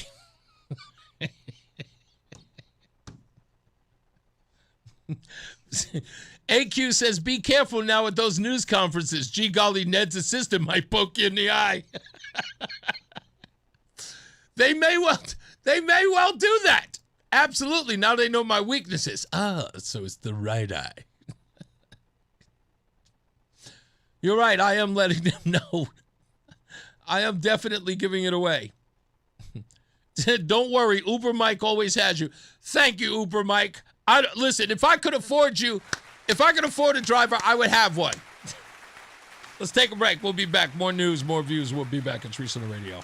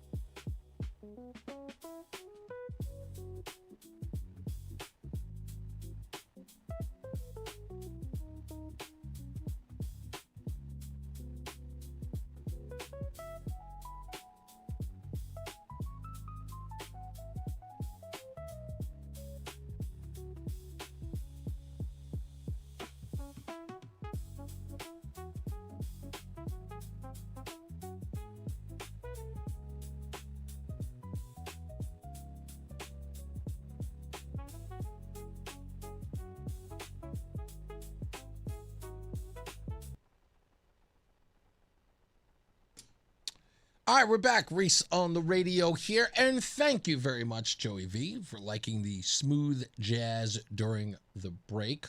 One of those jazz tunes is actually the title track for the Family Dinner with Reese and Roseanne show, which you can find, I think you can find it on YouTube, and you can also find it on my Facebook page. You do all that by going to reseontheradio.com and just scroll on down, and you can find it there. If I could ask you to do anything, excuse me, go to reseontheradio.com, follow us on Facebook. We all know that a lot of you are already following us on Facebook. Every day I get an alert that new people are following the show. It has been getting a lot of attention, but like and share a lot of the content. And I say this because it's important to make this clear. We live in a kind of a news drought on scandal and things that are happening in the state. And, you know, DM Livingston was at this forum yesterday in Manchester. And he mentioned something that I don't understand about social media. And he tried really hard to explain it to the folks there last night, and I hope that they got it. I have to remember it too. You know, news is not like the networks anymore, or even cable for that matter. Like, those people choose those things, but they spend most of their time in front of these devices. I'm guilty of it. This is what I do. Every day I'm on this phone. And I say to myself, I know everything there is to know out there in the news because I'm following all of it. I'm following all the people who are making that news available. But not everyone else is. They live in their own, how did he put it? What's the word he used? I want to say, he called it personal media. And whatever interests them, that's what keeps showing up on their feed. So if I'm doing stories about Lamont, or I'm doing stories about scandal, like if I'm doing flock cameras, the only way the masses are going to see it is if they're doing flock cameras. So in some ways, the way DM Livingston is explaining it, I've got to do material that appeals to that knucklehead so that they kind of run up on my other stuff, if you get my meaning. So if I want to get to a person that may be interested in Andre Drummond, but I need him to know about a scandal that's happening at Capitol Hill, I've got to do a story about Andre Drummond. And then when that gets on their feed, hook them. And then they'll see my stuff on the Capitol. That's what you constantly have to do. So it's important that when you're on social media, if these stories are important to you, you have to like and share them. Because we don't have a mainstream news media that even cares about those things. You know, I look at the video many of you saw last month and the month before, back in May. The video of me asking Ned Lamont about his people of color comment. Now, nobody saw his people of color comment. It took me mentioning that I was outraged by it for that story to break. So I did an open letter, and that went viral. And it was just an open letter, pretty much cursing him out. And then I said, you can damn well bet at the next press conference I see him at, I'm going to grill him on it, which I did. And that video went from 1 month, again, as I told you, and I know I've repeated it enough times, went to 360,000 views. I posted it on another page, and that only had 47,000 views. But now that's at 156,000 as of today. So a combined total of over 500,000 views. That one video. And it's still being shared and still being commented on to this day. And then this woman named Christy Bond, I think her name is, who's very popular. She's followed by Kash Patel, the FBI director, posted my video almost 2 months later, like it happened yesterday. I watched her video. I went to her page where she posted my video clean from my own, didn't give me any of the credit. But that's okay. I don't care. She got the video out there. Last I checked, it was well over 20,000 views. But that was like 2 weeks ago. I haven't checked it since. And then when it reaches that kind of level and it's on the national stage, then the attention comes to the story. So now it's a national story. What happens to the people who are the subject of the story? Now they're looking over their shoulder. Now other people know. Now other people are aware. So now they have to respond because they're concerned who's going to ring their doorbell, who's going to ring their phone. Is the next person that calls going to be Hannity? Is the next person that calls going to be CNN? Is the next person that calls going to be NBC Nightly News? Because now people are going, wow, this story's getting a lot of attention on social media. Maybe this is a story. And they start asking questions. Then those people who were pretty much behaving wide out in the open in front of a news media that wouldn't dare report on it, scared to death to run opposition to these folks. Now it's out of their hands. So then it'll be the mainstream news media, right? It'll be the national news media that'll cover the story. And then our local news will go, an interesting story today in Hartford.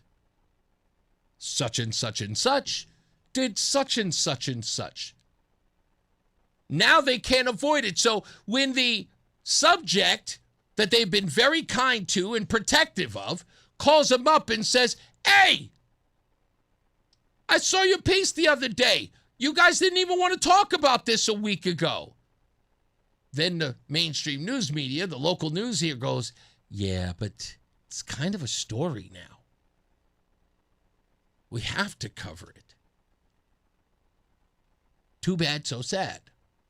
But that's the only way it's going to get done. You know, Roseanne said something when I called her, when I told her I spoke to Joe Hoff of the Gateway Pundit. And she said, you know, nobody really cares about Connecticut because we're just tucked away. Like nobody's really paying attention to us. We're just some small little state up in the Northeast. Nobody thinks anything's going on here. Like it's not relevant to them. But the only way that's going to change is if people start treating it like it's important by getting others involved. I've been trying really, really hard to get a network of people who know other people. And I got to call a couple of people out. I know they're going to be mad at me, but I don't care. I don't care. I got to call a couple of people out because there are some people who know some people who they could be nudging and saying, hey, man, we need some coverage up here. We need some backup. We're getting no wins here. Help us out. Of course, there's the obvious. Ben Proto. You know everybody at Fox News. You know everybody at Newsmax. You know everybody at the sites that make noise. Get on it. You should be talking to these people. You should be getting them in a relationship with those who are doing the work. Hell, if not me, Mark from West Hartford. If not me, the Connecticut Sentinel. Now, I know people in Connecticut Sentinel, they know people. I know that, some people are kind of like, passive on utilizing their friendships. But this isn't about your friendship. This is about a common cause. Like, things don't change if people don't actually do things that affect change. So when I heard that Sheila Matthews had a great relationship with Joe Huff, first thing I said was, I hate to do it, Sheila, but I need your help. These guys make noise. People go to this website. If we bring some attention to it, everybody will know. They don't get to hide. We live in a place where that corruption is allowed to fester, and we can't rely on anybody to report on it. And as loud as my voice is, and as loud as the Connecticut Sentinel is, and as loud as Mark from West Hartford is, as loud as Sam the Man is, and DM and Mike Ortiz, Eddie Torres, Johnny Cruz, as much as those guys are trying to get the burn, I'm sorry, but it's not enough. I got to call out Betsy McCoy. Straight up and down. If you're not going to contact these people at the New York Post, who you write for, this is we're talking about a rich environment for scandal to be talking about in every one of those publications, from the Post to Newsmax to Fox. It's the tri-state area, for crying out loud. And never do any of these scandals get any burn. The Doug McCrory scandal, how did it not get an ounce of burn? Got nothing. Sure, the locals here, talked about it a little bit, but so what? These things have to have intention to them. So the only thing I could ask you guys to do is to like and share the material. If you're online, if you're following me on Facebook, if you haven't followed me on Facebook, go there now. Follow me on Facebook. Friend me on Facebook. If you see the content, if it's worth your while, get it out there. Share it with as many people as you can. Let them know to share it as often as they can to get the word out. Because these guys are operating under the cover of darkness, and it's just allowed to fester. The 5th District has dismissed Planned Parenthood's appeal to let $1.8 billion of Medicaid fraud proceed. The on-bank 5th Circuit ruled Wednesday. Hey, by the way, Roland, I don't know if you noticed, Linda Syncowicz is outside at the door. I don't want her to think we don't see her. If you can grab her real quick, if you can hear me. Anyway, the N-Bank 5th Circuit ruled that on Wednesday, that there was no jurisdiction to hear Planned Parenthood's interlocutory appeal. Relator Alex Doe sued under the Federal False Claims Act and the Texas and Louisiana state versions. The claim is that after Texas and Louisiana terminated 3 Planned Parenthood affiliates from Medicaid following the Center for Medical Progress undercover videos, the National Federation and its attorneys engineered a scheme, both in and out of court, to keep those affiliates submitting claims and collecting taxpayer money anyway. A 3-judge panel had earlier said the Federation was protected by attorney immunity for the work of its own lawyers and ordered summary judgment in its favor. The full court vacated that panel decision and took the case to en banc.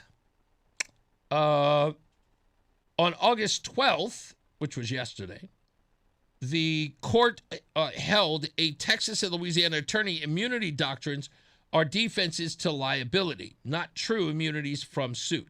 Therefore, the collateral order doctrine does not allow an immediate appeal. I hate all of the lawyer talk that they give here. If the whistleblower unfortunately proves the claims, the False Claims Act terribly damages the plus per claim penalties. They have been estimated by the plaintiffs to be up to $1.8 billion. That figure has been cited across the coverage and large enough to bankrupt the National Organization for Planned Parenthood should this go forward. So many people are hoping that that is the case and they get that judgment. If Planned Parenthood is put out of business, that would be a wrap. Linda Syncowicz is here, and she's going to join us a little bit in the next hour. So thank you for being here. Hello, my dear. How are you? Good. How are you? I'm fine. We'll talk to her about a whistleblower complaint. Did you know? I think the inside investigator did something on this last year.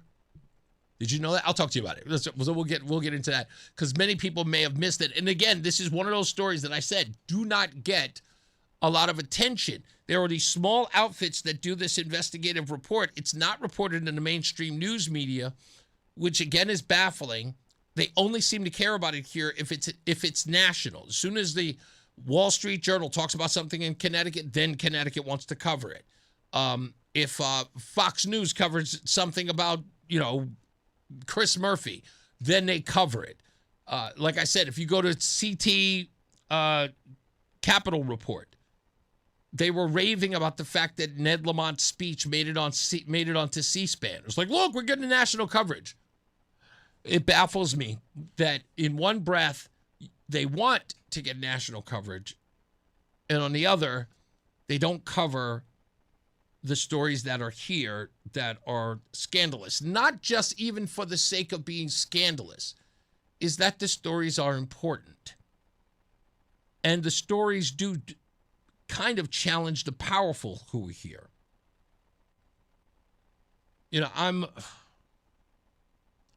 There's a point where I'm getting a little frustrated, and it's going to be a moment where I'm going to do what I always do, and that is get myself in trouble. I just know that I am. I just know that I'm going to end up getting in trouble because it's just what I do. But if I could be so bold, I'll tell you, I've never started a fight that I wasn't right about. And I've been there before. You might remember my little tiff with WTNH. And even at the end of that, WTNH had to admit that I was right.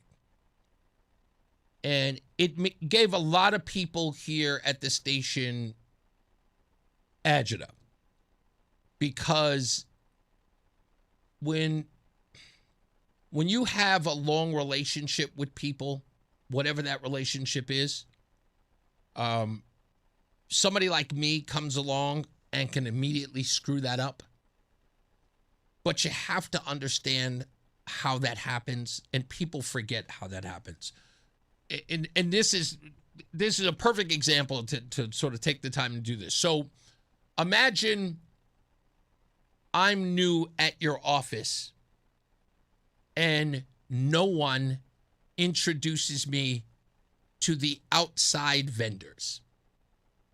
And one of the outside vendors does something rude. Inexplicably rude. And me, not knowing that person, turned around and looked at the vendor and I punched him in the throat. And then everybody says, hey, you can't do that. We have a relationship with them. And I go, oh, does that relationship include being disrespectful to me?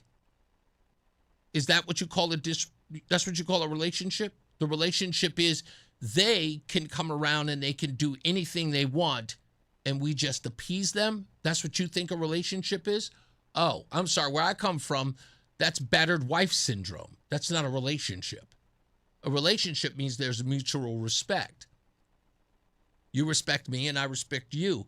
But if you disrespect me, I reciprocate with worse disrespect. You bring a knife, I bring a gun. You send one of mine to the hospital, I send one of yours to the morgue. It's the Chicago way. I was just raised that way. But when you hear all these people talking about, but we have a relationship. I don't do one-way streets, buddy. Not in relationships. Not in relationships. So, that's why, again, I believe that people should be doing their job.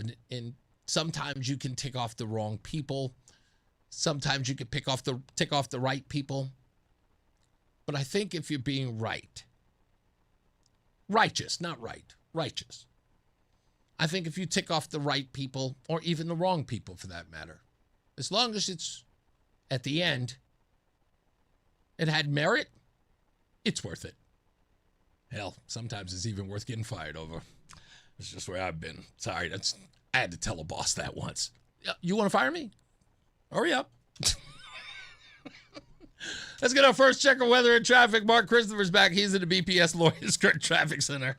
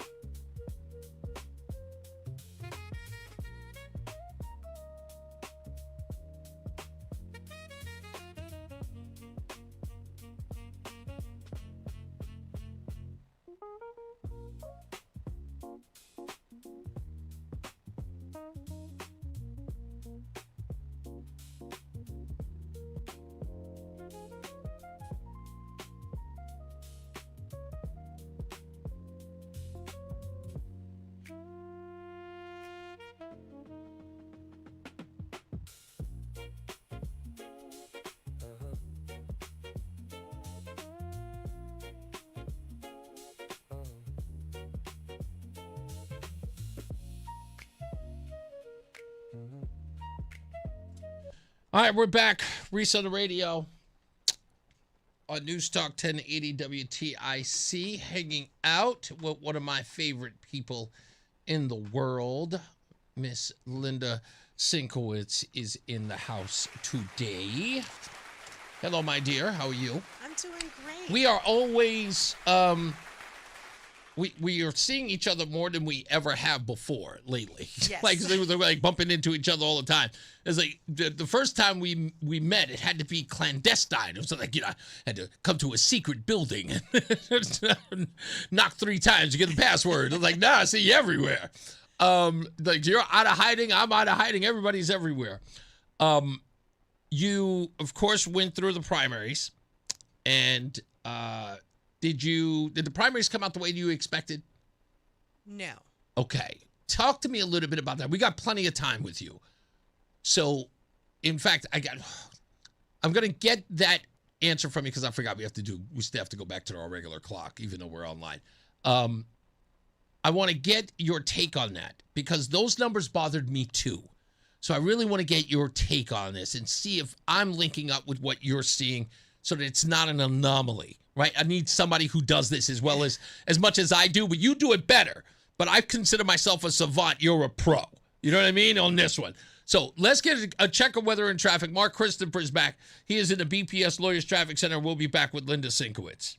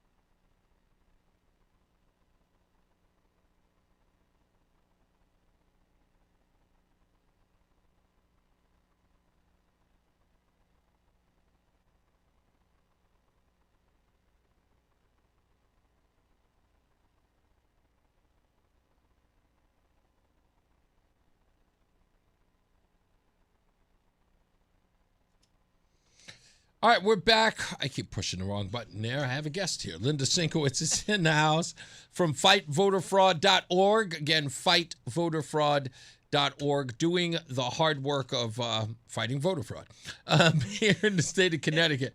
So we were talking before we went to the break. I said I found some odd things in these numbers from the Lamont ticket and the Lamont Elliott ticket. And you don't see any anomalies there in that number. You thought that it met what it's supposed to do. It's always roughly about 25% of the electorate, or at least Democrat voters, showing up because people are on vacation at the beach doing their business in the summer. They don't really care about elections. That's why it's the low turnout. Well, I like how you say showing up, because Right. not all of them show up. That's true. Because and it's wild. Okay. See, that's the reason why I'm having a problem with this, Linda. They just signed a law for free, well, not free, I'm sorry, no excuse absentee ballot. Now, there's a possibility that they were just like, oh, don't show anything weird during the primary season. We can't have 300,000 votes showing up, because that would be bizarre. Nobody would believe this. They would know that there was some shenanigans going on. Keep it under. And I'm just speculating here. It's like that. But come November, we could see 800-900, maybe even 1 million votes for one candidate come this November with mail-in ballots, which would seem strange considering the hemorrhaging of people that we're experiencing in the state. To see that number go up, from the 700,000 who voted for Ned Lamont in 22, then see a number in the 800,000s this time around. Yeah, their hands would get tired Exactly. from writing so many of them. Right. I'm telling you, anybody who is a patriot, someone who loves their country, will take the time to show up in person and vote. Yeah. And unfortunately, what we find is a lot of people who do go to vote in person have found out that they've already voted. Yeah. This goes on continuously. Like I said, our whole election system in Connecticut is one of the worst. I have seen a report that'll be out, I believe, next week. They compared Connecticut and our voting to Uganda and Ethiopia. No way. And Sweden. And we are at the bottom of the barrel on every single level. I've seen the one on New York that's coming out. I think New York's going to come out first. They did it with Uganda and I think Ethiopia with them. They may have switched in Sweden, so it's not saying we're comparing third world countries, but their voting system is incredible. Ours is the worst, absolute worst. Connecticut, since even 2020, has done their darndest to make it even worse. I mean, the absentee ballots were there if people had medical conditions or, Right. if they had to be out or whatever. But we don't have a verification that it's actually you. Yeah, I asked Stephanie Thomas about that, and she became indignant when I said it 3 different ways, and she answered it the same way every time, and then said that wasn't what she said. In the frame up of the question was, what are the checks and balances that we have in place to secure that the absentee ballot can be verified? None. And she says, we're working on that after the bill. And I said, so you're saying there is none? And she goes, no, I'm not saying that. I'm like, am I missing something? I had to talk to Matt Blumenthal afterwards, and I said, was I saying something that was confusing to the people up there? They all kept shaking their head that they did not say that they don't have parameters in place to prevent fraud with absentee ballots. And then I said, okay, so there's nothing in place. And they go, we didn't say that. Then what's in place? We're working on that. That means there's nothing in place. That's right. And here's something else that we've done. July 21st, I sent a letter to Stephanie Thomas asking about the undocumented and unlawful people that are here. I did not call them illegals as much as I wanted to. And I wanted to know how many are on the Connecticut voter rolls. Yes. Have you used the system, the SAVE system, the alien ID system that is free to Secretary of States all over the country to go and check, because those illegals, undocumented or unlawful, have numbers. The government has given them numbers, the ones that they know of.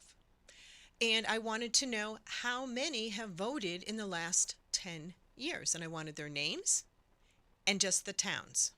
Well, surprisingly, I was not stonewalled, which is what I'm used to. Really? A FOIA request to the Secretary of State's office usually takes a year, 2 years, have to get my attorneys involved. The next day, I get an email from their attorney there who answered the questions. And I got to tell you, we have these letters are up on the website. Okay. We are completely transparent. No, they have not checked. No, they have absolutely no intentions of looking for the unlawful illegals on Connecticut voter rolls. And they use this. Why not? They used a law saying this particular state statute says that they cannot give out personal information to a person. Okay. The federal government is not a person. The federal government is the one who gave you your ID numbers, by the way. Right. So I then sent a letter back saying, I really don't believe that law that you're leaning on applies to the federal government. So what I've also done is see the attached letter, which is also on the website, that I sent to Harmeet Dillon at the Department of Justice Civil Rights Division, and I sent her all the evidence that I have been sending since 2023 to the Secretary of State's office. I sent down to the DOJ, and I have asked them to help Connecticut find a way to be able to tell us who these illegals are that are on our voter rolls. And you are certain that this is happening because you believe that the colleges and universities are enrolling these folks. They are absolutely enrolling these folks, as you put it. Back in the end of September, beginning of October in 2024, I had a whistleblower contact me after she tried several times with some of the political people to look into this. And I was given an internal email from Central Connecticut State University that I could not believe that they were doing this. Read it. The internal memo, which is from September 13th, a Friday, at 1:44 p.m., and this is in the Career Development Office. The President's Undocumented Student Committee is looking for creative ideas for helping undocumented or underdocumented students find paid internships / experimental learning opportunities. Other universities have set up grants, scholarships, fellowships, and stipends to pay these students in a way that doesn't mention, quote, employment or require a social security number. PJ and I want to see what is possible. Thank you for any suggestions you might have for helping our undocumented students find paid job opportunities. So the letter that I ended up sending, I sent a certified letter to the president of the university because I was absolutely appalled at this. I mean, they are covering up, the illegals that we are not only giving free tuition to, but now we're going to give them free money, and the other universities are already doing this. So when I sent the letter, and it was to the president, Zulma Toro Ramos, I don't know if you want me to read the letter, but basically what I was asking is first of all, this is all wrong. Yeah. But since you already know who the undocumented are, I want a list of them so I can check to see that they are not voting in Connecticut. So I always do a little bit of overkill when I have yes, you do. FOIA requests. Please indulge us. So what I did after I had sent this FOIA request, which by the way was completely ignored, I also sent this letter and everything except the email itself, because I have it in the letter what it says. And I said, no, I have it. If you want it, I can show it to you. But I also sent it to Governor Ned Lamont, Connecticut Secretary of State Stephanie Thomas, Attorney General Tong, Chief State's Attorney Patrick Griffin, Connecticut Education Commissioner Charlene Russell Tucker, the U.S. Secretary of Education, who at the time was Dr. Miguel Cardona, who was an alumni of CCSU. I also hand-delivered it to the ICE office in Hartford, and I think I did it online as well, and I sent it to the FBI in New Haven. So I make sure that people are aware of what we're asking, because we don't have media other than yourself now, and a few, sure turns out that way, yeah, and a few others that want to know what the heck's going on with our tax dollars, with our voting system. The system here in Connecticut was broken before. Basically, it's been blown up. I think so. It's in pieces. Even these, quote, new systems, from what I've been told, when they were testing them and putting in a test ballot, it showed that it counted 4 ballots. Wow. And then they said, don't worry, we're going to fix it. If we do this other stuff. They did it again. It didn't fix it. And I guess from what I've heard, the session just ended. But this is what we're supposed to rely on. We have a Secretary of State who, during the debate with Dominic Rapini, when was asked about fraud in the system, she actually said some fraud's acceptable. And Dominic said, thank God you don't work for a bank. Live on television, before she was elected, already let us know that fraud with your vote is completely acceptable, so vote for her. Yeah, she's running, it's funny how this, she seems to be very much invested in the integrity, or lack thereof, of voter fraud in this state as of late. Really? Yeah, she seems to be very weirdly obsessed about it, but we keep catching them with their pants down. Right. It's like at every turn. And I'll tell you, look, I didn't even need the Melissa Ramirez story, with the allegation that she may have voted and with another person and all that. I didn't need any of that. I've got Seyo Sekunjanen, right? I've got the restaurateur of West Hartford who looks me in the face and says that the state of Connecticut gave him a driver's license 2 years after he ended up in the country, and he was allowed to renew said driver's license all the way up to 2018 and beyond, getting here in 1997. He was able to get a driver's license with no Social Security card or a birth certificate and continued to renew said license. And they even, and he told me, because I spoke to him on the phone, said, they offer me to make Star. They want Star. And I went, Star? I was like, that's the real ID. They were going to give you a real ID. He goes, yeah. And I go, I didn't want it. He goes, he didn't want to pay the extra money. He just wanted regular driver's license. And he says, and again, what did they do? They register him to vote. Now, I went and got my driver's license today, Linda. Wow. I did. I would go renew it. And, because I had to transfer from Texas to here. That process to register to vote on that little kiosk, I've ordered a Big Mac with more difficulty. I'm dead serious. Yeah.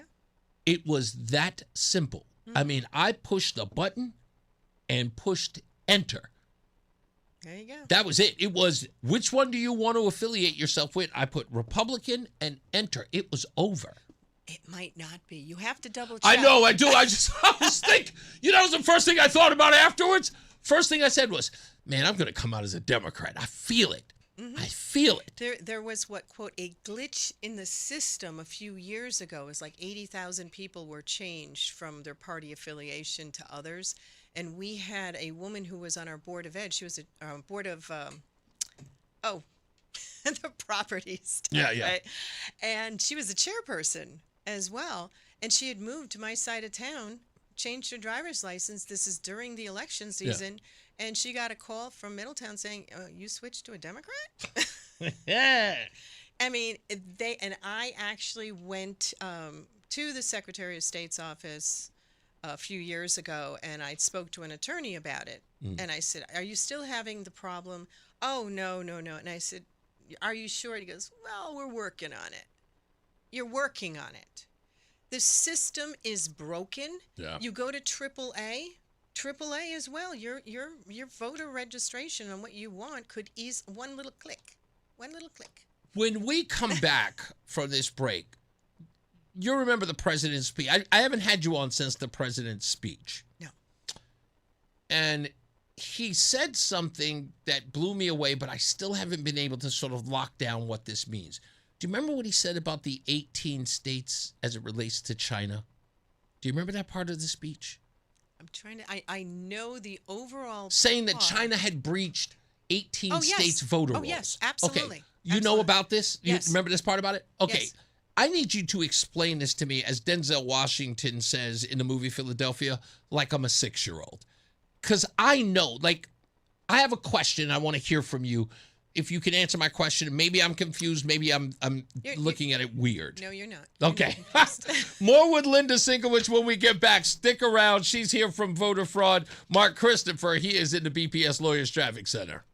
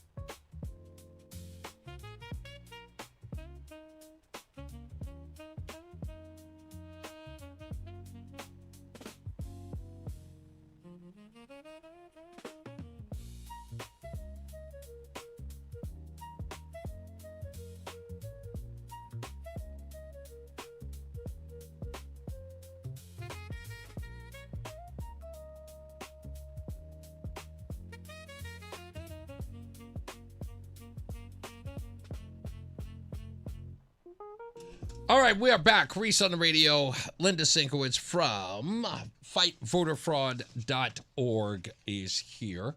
We're talking about anything and everything under the sun. And if you're wondering whether or not we're talking about you, yes, we're talking about you. Linda, so before the break, I wanted to mention this since we got a couple of minutes before I go to traffic and weather again. So Donald Trump gives this speech a couple of Thursdays ago. Mm-hmm. And he says something that blows my mind, that China had infiltrated the voter rolls of 18 states. And when he said that, first thing that come to my mind is, is Connecticut on this list? Of course. Just one of those things where you just go, oh, please don't let it. You know, you always like, you hear somebody downtown had robbed a liquor store. And you go, oh, don't let it be my kid. And you find out Connecticut's on that list. And the first thing that ran through my mind was, wait a minute, man.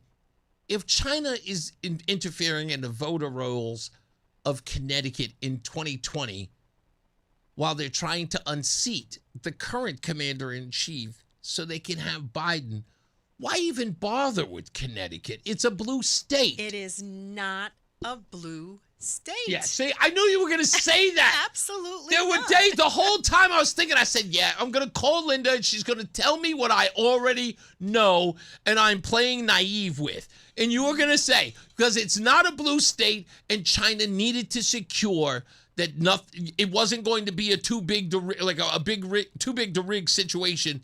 They would have to make sure. China is only one of the countries that have infiltrated the United States. Oh, yeah, I know. In our electoral system. You have Venezuela that's involved. You have the servers in Serbia that are involved. You had Russia. Mm-hmm. Cuba was indirectly involved with the Venezuela stuff. And, of course, you have China. Mm-hmm. Every single machine, every single electronic machine, whether it's a poll book or where they're counting the votes, has been hacked. Yeah. Absolutely. Claiming that they are not connected to the internet means nothing. They don't need to be because Right. you have the software programs. All of this has been done over the years and put into the system. Mm-hmm. So when you hear our commander-in-chief say same day, in person, paper ballots, hand counted, if you want an accurate election, that's exactly what you need, and it is not that difficult because basically you would just be counting the bubbles. That's it. That's it. I mean, a 5-year-old could count the votes. We put those into the electronic system, we will not have an accurate. On top of which, the illegals, the people that have moved, the people that have died because we have a Secretary of State who will not fix the system. Doesn't intend to. And has no intentions of finding out the illegals that they want because they need them to vote. And then we also have the ones that go and vote for other people who have no idea that somebody voted for them. And then you have the ghost voters. The ghost voters are the people that are registered that don't even exist. Yeah. So it's a huge problem. Yeah, we got to talk a little bit more about this when we return. Stand by for that. Let's get another check of traffic and weather. Mark Christopher's back. He's in the BPS Lawyers Traffic Center.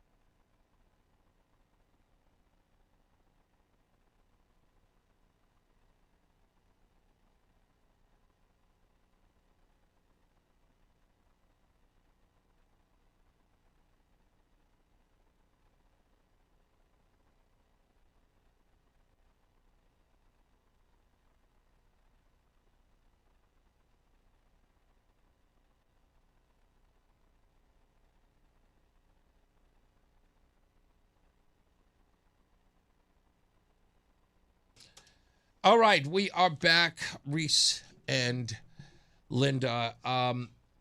So there were some questions here that I want to get to. Let's start with this one. Joey V asked, he said, do the Yale staff and students get to vote in New Haven and then get to vote in their home district? You said that that's true in some ways, and there's a way that Yale allows them to get away with it. It's not just Yale that allows them to get away with it. All the college students are allowed to vote either where they go to school or in their hometown. And the secretary... No, it should be or, but it's and in many cases. And the way it's and is because they think they can get away with it because they have been getting away with it. Right. For the Secretaries of State's office, they actually had this under Janice Merrill, the guidelines for the college students. And they usually do same-day registration, which to me is ridiculous. If it is so important to you to vote, why do you wait for the last day to get registered? Right. Because the students do not show an ID at all. They show a letter from the university, and that's it. And say the person's, well, where do you usually live? Well, Oklahoma. Are you registered there? No. But they're supposed to go and call Oklahoma, mind you, on the busiest day of the year. Right. And if they can't get through, they're told to call again in 10 minutes. After they try, if they actually bother to try the second time, if they don't get through, it actually says count their vote. Wow. So we've actually uncovered people, one gentleman on Facebook holding up his absentee ballot he's putting into the drop box in Massachusetts, who also voted in Connecticut and bragging how he's getting away with it. Damn. We had a couple of young college students up in Vermont that actually made the front paper and said how even though I'm registered and I voted such and such, I knew we needed to vote for this particular mayor that year. Who's the guy who ran against Joe Ganim for probate judge just in Bridgeport? His brother. Yeah. Is he registered to vote in Massachusetts as well as, and he was running for the judgeship here and had voted in this state. That guy he was a boatload of problems. I have no idea why he was even running. It just blew my mind the way that guy was voting just anywhere. Another question is it true that these frauds succeed best with tight margins? Do you think, talking about the Democrats, is it true that they succeed best with the tight margins? Meaning that, when they squeak it out, that is the better way for Democrats to cheat in elections. They cheat all different ways. I mean, what is a good way to cheat? Well, vote when you're not supposed to vote, sign somebody else's name, collect money for it. I mean, UConn had such a problem in 2024 through 2025. Yeah. I mean, we know there's illegal students that are voting. They're also getting paid to go and vote. But we do not have any judges here in the state of Connecticut that will actually help enforce the law, because you also need to go through the state election enforcement, and they decide whether or not a particular case would move forward. It has merit. And even when it does, it's a decision that is not a partisan decision.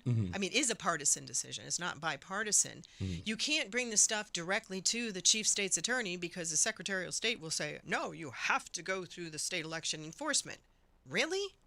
Really? I mean, if you have stuff that is absolutely blatant with evidence. Now, some of our stuff I had gotten queried just probably about a year ago. And I don't talk to Hearst Media. I don't talk to the left. I don't talk. Was it Reuters? They've called me half a dozen times. I do not do interviews. I don't, because they lie. And if I do talk to somebody, it's in person and it's taped. And it's me. Yeah, and it's you. And it's you. So they had contacted me because they wanted to know how Fight Voter Fraud's evidence of the double voters actually arrived at the SEC from the Department of Justice. You know how that happened? Because we have been doing so much in every state across the country. We have been working for over a year. People think we are not doing anything. We have done more in the last year and a half than I did for the first 6.5 years. We have helped so many states. There's others, and one of the things is that I was not going to talk to the media about what we were doing because we are doing this for our country. Mm-hmm. That's why my 16 times going down to the DOJ, bringing hard evidence with everything. Because we want to make a difference in our country, and we're fed up with it. Yeah. So I don't have time to talk to these people, which, by the way, they end up coming up with their own stuff. Yeah, they write their own story. And lies and everything else. But, yes, we have been doing a lot. What, I know I asked you this before because there are people who are the naysayers about voter fraud, and they always use the term widespread. Right? There was like, well, there's no widespread voter fraud. And it always bothers me because I always tell them, I'm just like, voter fraud, it's sort of like saying there's no widespread murder. So it's like just a few murders here and there. So it's almost minimizing the crime because there isn't enough of it to consider it a problem. But I'll go so far as to say this as a question to help them out. So let's say we have the one official who put in 7 ballots, and they're not supposed to, committing the act of voter fraud, which is a misdemeanor or a felony? Felony, right? Okay. So I want, again, so just so we understand to those people who always want to downplay it, you are risking a felony for 7 votes, where most people who look at voting as, in order to really cheat, you got to have the tens of thousands to beat someone. Why would they risk it all for just 5 to 7 votes? Tell me what you think that's about. Well, one of the things is we don't have anybody here in the state of Connecticut that will actually enforce the law. Right. We have an attorney general who is also a little boy who does tantrums all the time, thinks about himself. He's got TDS that is unbelievable, and all he cares about is himself, which I'm wondering, does he have a diary like Fauci? Oh, goodness gracious. I swear to you, I know he does. On how great I am. Yeah. Well, that's one of the problems because they don't think they're going to get caught. And then when they are caught, look what happened in Bridgeport with some of the ones that have come forward, even though we're still working with Wanda. It gets pared down to, just suspended sentence. So it's like if you hit somebody and kill somebody in the street and take off, vehicular homicide, you'll end up paying a $50 fine for running that stop sign while you did it. Yeah. I mean, that's what we're looking at. But here that's my point about it is like, look, I look at Wanda. How many ballots did she stuff? Like 24? No, more than that. Yeah. Well, even if it were 50 to 60. My question in those who make the argument that it's not widespread, right? You don't put in that little amount, right, to make a dent in an election, right? So 2 or 3 or 4 or 5, everybody says, come on, they just got caught with 5. You think that was really going to affect an election? But here's what I think, and tell me if you agree. It's never done in the sense of one person's doing it. If that person did 7 ballots, you can damn well bet there are about 100 doing 7 ballots. It is a machine. Exactly. An absolute machine. It has to be because it makes no sense for one person to randomly wake up one day and say, I'm just going to add 7 ballots. There's no way. That crime is too complicated and too... You have to be sincerely invested in that crime to put yourself at risk of a felony to just say, I'm just going to add 7 other ballots to my ballot. It makes no sense to me. And also when they say, well, it's not, quote, widespread. I bring this statistic up all the time. From 2018, there were 22 races determined by less than 100 votes. Some were determined by 2 and 3 votes. That could have been your mayor. It could have been your planning and zoning. That's what my husband was doing. Yeah. Or that woman was doing, planning and zoning. My husband's on planning and zoning. That little bit should matter. Yeah. Any vote, because it also dilutes your vote. Right. You should be so ticked off that there are so many illegals that are on the voter rolls that'll be voting this November because your Secretary of State, Stephanie Thomas, refuses to run it through the SAVE, the alien ID, which is available. And then with all the excuses that people use. North Carolina actually came up with ways to prevent questions like, oh my God, we're going to remove someone who shouldn't have been removed. They have a very specific law that went into place. They have an agreement with the North Carolina State Board of Elections. They do the rules first. Before any check was run, the board adopted written rules through public ruling governing exactly what happens to any voter flagged as possible non-citizen. Then they confirm. For each flagged record, officials must confirm through SAVE that no other federal record shows the person is a U.S. citizen. Then they do a cross-check. Officials must examine the voter's own registration file and other state records for any prior proof of citizenship, and then they notify and hear. If no record shows proof of citizenship, the voter must receive written notice and a genuine opportunity to be heard and submit documentation before any removal. And then finally, step number 6 is publish. Results are compiled and reported so the public and policymakers can see the actual scope of the issue. This is what Connecticut needs to adopt. Yeah. And as long as we have the Democrats and our Secretary of State, Stephanie Thomas, in there, it's not going to happen. Yeah. We are not going to have fair elections. Look at what is going on with our state. We have a beautiful state. I agree. In the last 8 years, they've driven us into the sewer. And as you said, we have hundreds of thousands of people have left Connecticut. Yeah. But the ones that have come in are the illegals that we are bussing in the middle of the night because Tong wants to make sure that the hotel rooms are clean and, cooks and restaurant people or whatever. No, those jobs should go to U.S. citizens, Connecticut citizens, and you build from there. Everybody starts at minimum wage. And minimum wage in Connecticut is just outrageous. Do you want to hear something that blew my mind? Do you remember at the height of all of this sort of Biden bussing them in and when we were hearing that illegals were being put in New York City hotel rooms and former Mayor Eric Adams was saying that it had become unsustainable. And then we started seeing the stories about the EBT cards with $13,000, $14,000, $15,000 on them. And then people started to say, oh my goodness, we got homeless veterans who were sleeping in the streets of New York City while we had illegals sitting up in luxury hotel rooms, refusing the food that they were given for free because it wasn't culturally acceptable for them to accept the food. And then my wife gets here into town, and we were at the fundraiser yesterday where I saw you. And she says during that, and she's been saying this for the longest, she says that Connecticut, which continues to invite illegals into the state, continues to say that they are here to protect them. ICE, get out. She found out that on some sort of list, that Connecticut ranks 50th in states that, states that cater to veterans. Yeah. Ranks last on friendliest to veterans. While it, and I just found that weird that while that complaint was happening in the 2021 to 2023 about veterans, people kept saying this, veteran.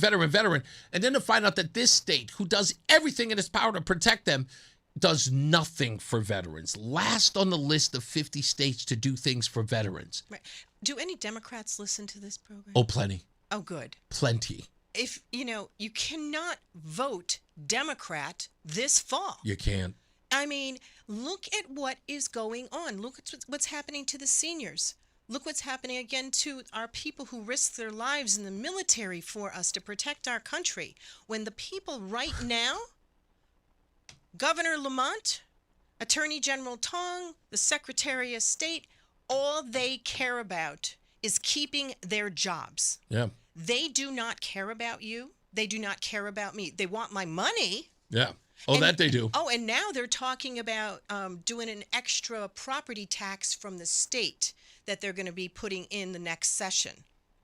This is unbelievable, and everyone can make a difference. You bring somebody else with you to the polls that are like-minded, hopefully not someone with, TDS. Yeah, indeed. I mean, Indeed. it's crazy. But I know we're going to be getting short on time here, but I would love to have people go to our website to sign our petition. And you can see the letters that I sent to the Secretary of State, their response, my response back, and then the letter to the Department of Justice. Mhm. We also have on there the Trust But Verify fact sheet. And that one is specific to Connecticut. It'll answer all your questions. So please sign it. And then we just added today Okay. for a national petition. In Connecticut right now, you can actually sign 2 different petitions. After you do the one for the specific one on Connecticut, go back in, hit the national one, click on Connecticut, and you'll see that one, which we are actually releasing tomorrow, and we're getting other people across the country. When we get this new info on those numbers, you said the one in New York is coming out soon, Yes. and then we get Connecticut thereafter. Whatever those numbers on, you have an open invitation to come back here. So just give me a ring and let me know. Well, I know when they're going to happen because you know who's the one who is going to be releasing them nationally? Whom? Me. Oh, good. Great. So whenever you're going to be releasing them, please let me know so we can get the numbers. Yes, and it's from here. the Myers report. And the Myers report. Okay. Yes. So you're always welcome here. We love you here, Linda. Friend to the room, indeed. Some people saying that it's a damn shame about the vets here in Connecticut. And again, here we are. We build submarines for them. We've got the Coast Guard. Their commencement happens every year. We have presidents come here to deliver that right here in the state of Connecticut, and veterans get no love. It's insane that this state would be like that. Again, go to fightvoterfraud.org. Linda Syncowicz, always a pleasure. And also check out her podcast, which is also on fightvoterfraud.org. She's a friend of the room, and I endorse her. I endorse everything that Linda Syncowicz does. She's a personal friend. We love her here. Thank you. All right, let's get another check of traffic and weather. Mark Christopher is back. He's in the BPS Lawyers Traffic Center.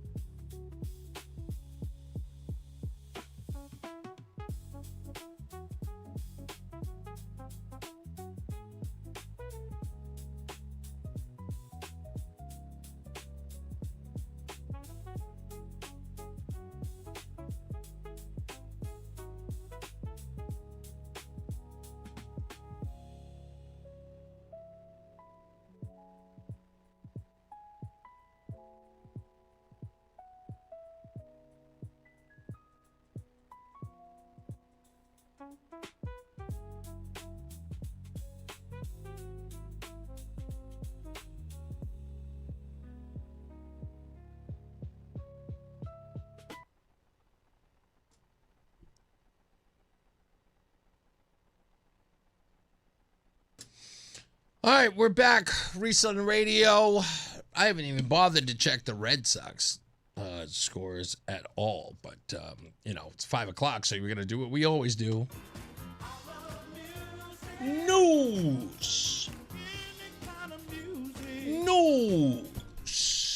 Music news at this 5 o'clock hour. There is somebody named Jamin, never heard of him. A Mo, never heard of him. Apparently, there's some guy named James Morrison who's a British singer and songwriter. Never heard of him. Andy Griggs, an American country singer, turns 53. Never heard of him. And Ty Bachman, a Canadian singer-songwriter who sang a song called She's So High. He turns 58. Never heard of him. Never heard of any of these people. Never heard of any of their music. In 1952, Big Mama Thornton recorded the original version of Hound Dog. On this day in 1965, Jefferson Airplane made their live debut at the Matrix Club in San Francisco. In 1973, Lynyrd Skynyrd released their debut album, pronounced Lynyrd Skynyrd, featuring Freebird and Simple Man. In 2009, legendary guitarist and inventor Les Paul died at the age of 94. And last but not least, in 2014, Magic topped the Billboard Hot 100 with a song called Rude. I think it's that song, Why You Gonna Be So Rude? I think all the girls like that song. Anyway, here's another check of weather and traffic. Mark Christopher's back. He's in the BPS Lawyers Traffic Center.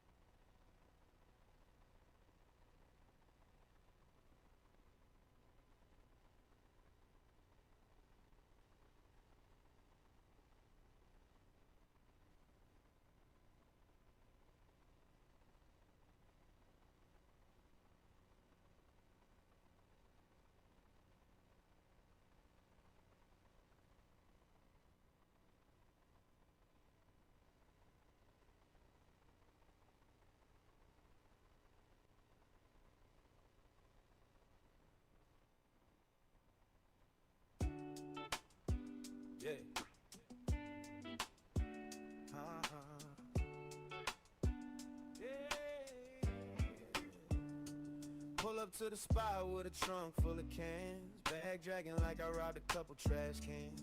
Lady at the window, sir, I need some ID. I'm like, it's just 10 cents, you don't trust me. You counting on my bottles like I'm moving weight.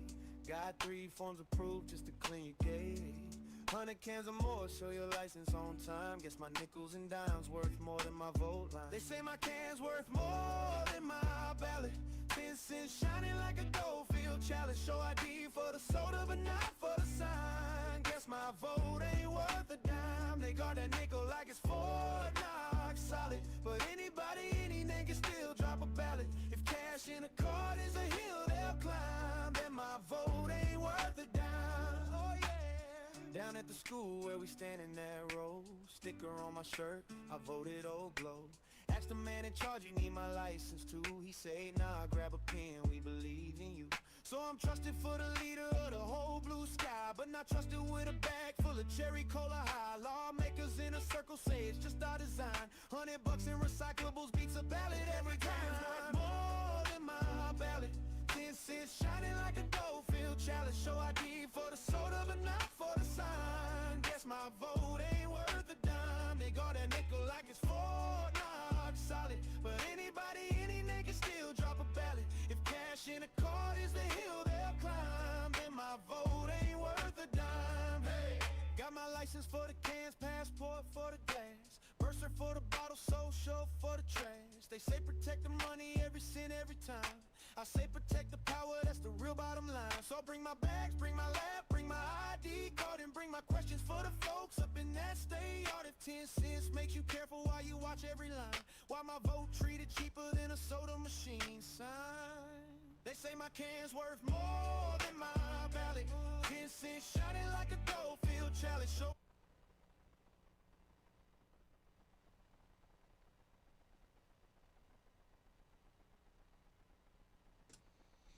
All right, we're back. Reese on the radio. And fix that. That sounded awful.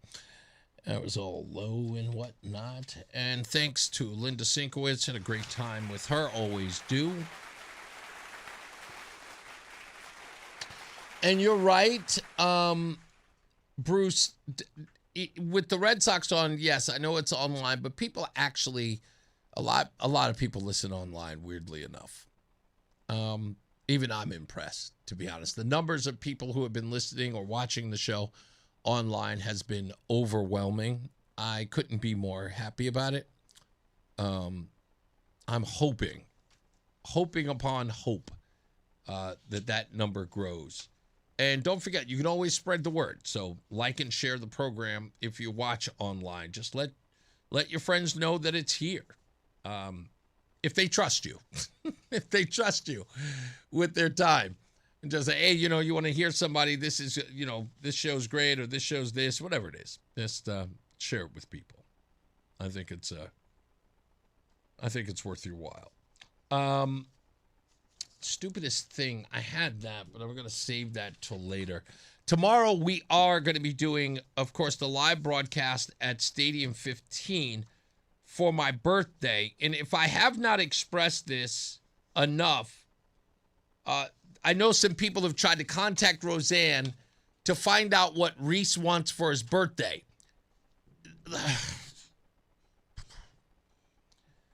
Please do not.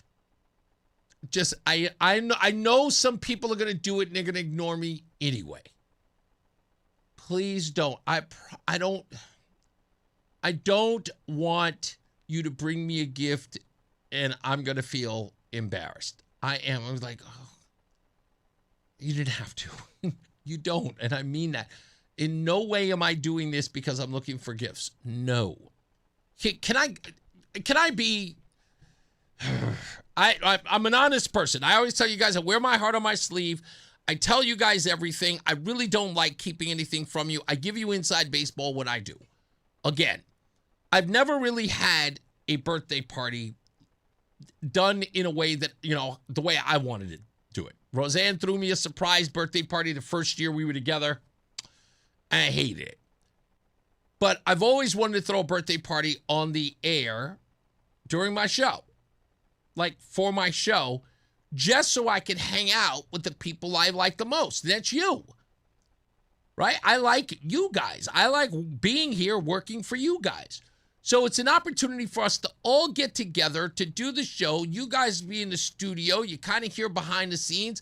I get to joke, laugh, tell some funny stories. You get a mixture of the on-air stuff as well as the off-air stuff. Not that I do language or any of that dirty stuff. I'm not. It's not like you're going to get like Richard Pryor off the mic. No. I'm just want to hang out and tell you some stories, laugh, get to know you. You get to tell me about the show, what your favorite parts are, even some of the stuff you don't like, Tim and Hamden. But you get to just sort of engage with behind the scenes while behind the scenes. That's why I want to do it that way. So as I said before, your presence is the present. So when you show up, you being there is all the gift I need. And I got so many messages from people who's just like, man, Reese, I'm sorry, I'm not going to be there. A lot of you are all over the country, if not the world. Simsbury Joe is out of the country again. He won't make it. Susan isn't going to make it. She wanted to be there. I'm sorry. I'm pretty sure Fritz and Chrissy are going to be there. Mark from West Hartford won't be there. He's out of town. It's vacation time. So I get that too. You would pick my birthday to leave town, but I just, again, wanted to spend time with you, kind of come out. You get to eat, laugh, listen to the show. You get to see your favorite person. Roseanne will be there. Some other people as well. And kind of just come to a birthday party. And I like doing live events. And this summer, I planned on doing 3. this is the first one I get to do. Because we couldn't do it in July. What were we supposed to do one in June? We were supposed to do one in June or July. We couldn't do it. I can't remember why. There's some reason why we couldn't do it. But anyway, it just didn't happen. Oh, that's right, because we did a live remote from 4th of July. What am I thinking? Yeah, I had my first live event, 4th of July. Totally forgot about that. So this technically is the second remote. So we had the 250th. This is the second remote. And then the third remote is at between rounds. And I think that's good. And if it's not, that's the third remote, but it's not the third event. It is the fourth event between rounds. So the week of October 15th, it's either going to be the 15th, the 14th, or the 13th. We're doing a movie night. And it's no special movie. There's no big deal about it. It's, the movie that I plan on telling. I'll tell you about it because the movie hasn't really been announced yet. It's been announced, but it hasn't been really announced. But it's an opportunity to go see a film with Reese on the radio. It's one of my favorite pastimes. I know a lot of you out there like going to movies, or at least used to. And this would kind of be a fun night where just, us, a private little intimate setting, going to the movies, eating some popcorn, talking before, talking after, stuff like that. Whatever's going on, it'll be right before elections. It's a nice little hangout. It's an adult hangout. And we're going to be doing it in Manchester. We have the movie theater. We're just trying to solidify a date. Like I said, it's going to be the 15th, the 14th, or the 13th in that order. I set it up for the 15th, but it could be for the 13th or the 12th, right? Yeah. It could be, the 14th or the 13th. So 15th, the 14th, or the 13th of October. That's the window we're looking at. And we'll be announcing that soon. And we'll have winners for that. So we're going to do a whole thing where people can come out. So I like doing stuff with you outside of the studio. Gives me an opportunity to be out there with you. Get to sounding a little creepy when I say it. But you know what I mean? I kind of want to, feel, touch, hug, shake hands. What's up? Laugh, have fun, tell stories, things like that. And I, it's nice being in the studio. I like being in the studio, but it's stuffy in here. So that's all. I just, that's what I want to do. So I hope that you can make it. Some people have called, some people have texted to say that they're going to be there. I hope that you are there. And by the way, let me also say this. I always get this when people come to the events. They go, hey, Reese, my name is Susan, and I listen to the show, but I don't call. You don't have to tell. I know you don't call. Trust me, there's a limited amount of people who call regularly. And another thing that people do, they always say, I don't listen every day. That's okay. You don't have to tell me you don't listen every day. You have lives. I am not sitting here knowing that or thinking that you listen every day or angry if you don't. Well, you need to listen more. No. I jokingly say that, by the way. I've said that to one woman once. She goes, I don't listen every day. I was like, what's your problem? You don't have to tell me. It's okay. It is. And I love the fact that you tell me because, one, you don't want to hurt my feelings. Right? And you're not. I know that you have lives. I'm the only person who's supposed to be here every day, not you. I'd love you to be here every day, and I love you when you're here. Okay? And I love you when you're gone. As long as you come back. Just remember that. So it's always cool that you can't be here all the time. Some people can't sit and listen to 4 hours. My scallywags do. I give it to them. That's why, they're called scallywags because they're diehard. They have invested. They're here all day. They're in jobs where they can have Reese on the radio playing either on the screen or online when they're doing their job, and God bless them. So a charmed life. Or as my ex-wife would say to you, must be nice.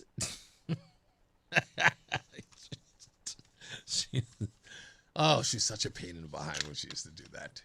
Must be nice. I was on vacation once and she had to work.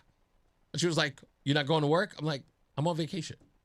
She's like, "Must be nice." I never felt more like I didn't deserve something in that moment. It's the meanest thing you can say to a person. Just mean. Must be nice.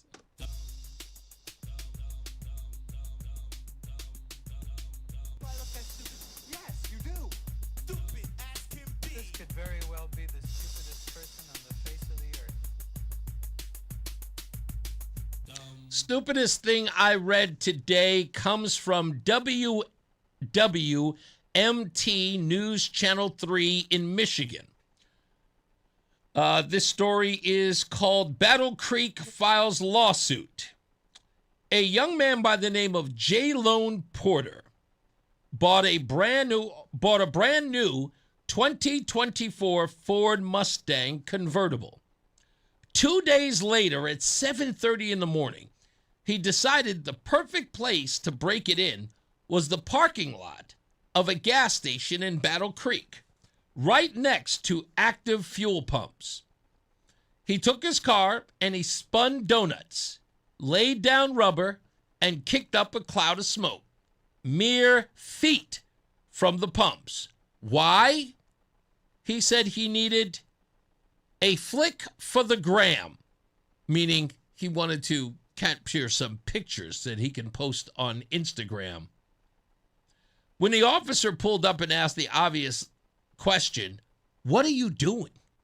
Porter's answer was pure gold. He said, quote, "I'm having fun, bruh. Lock me up. I'll take full responsibility." All right. Kid's got good manners. He told cops he just woke up with the urge to spin the tires. He admitted that he wasn't planning on getting caught again, and he was already thinking about the next spot that he was going to do it. After the arrest, he got even more excited. He said, "This is so cool. I'm locked up." He figured the mugshot alone would at least get him 100 views. And he had a first date planned in Ohio that night. Now that he'd have to borrow his dad's car or get a rental. Well, here's where it gets crazy. Because the city of Battle Creek is done with this nonsense and done with him. So they have filed the first ever civil forfeiture lawsuit, the first of its kind, a civil forfeiture lawsuit under a new vehicular nuisance ordinance. They want a judge to declare the Mustang a public nuisance and take it forever. Then auction it and keep the money. I'm dead serious. They want to seize the car, auction it, and keep the money. So I saw this and I said, I have to find out if this is legal.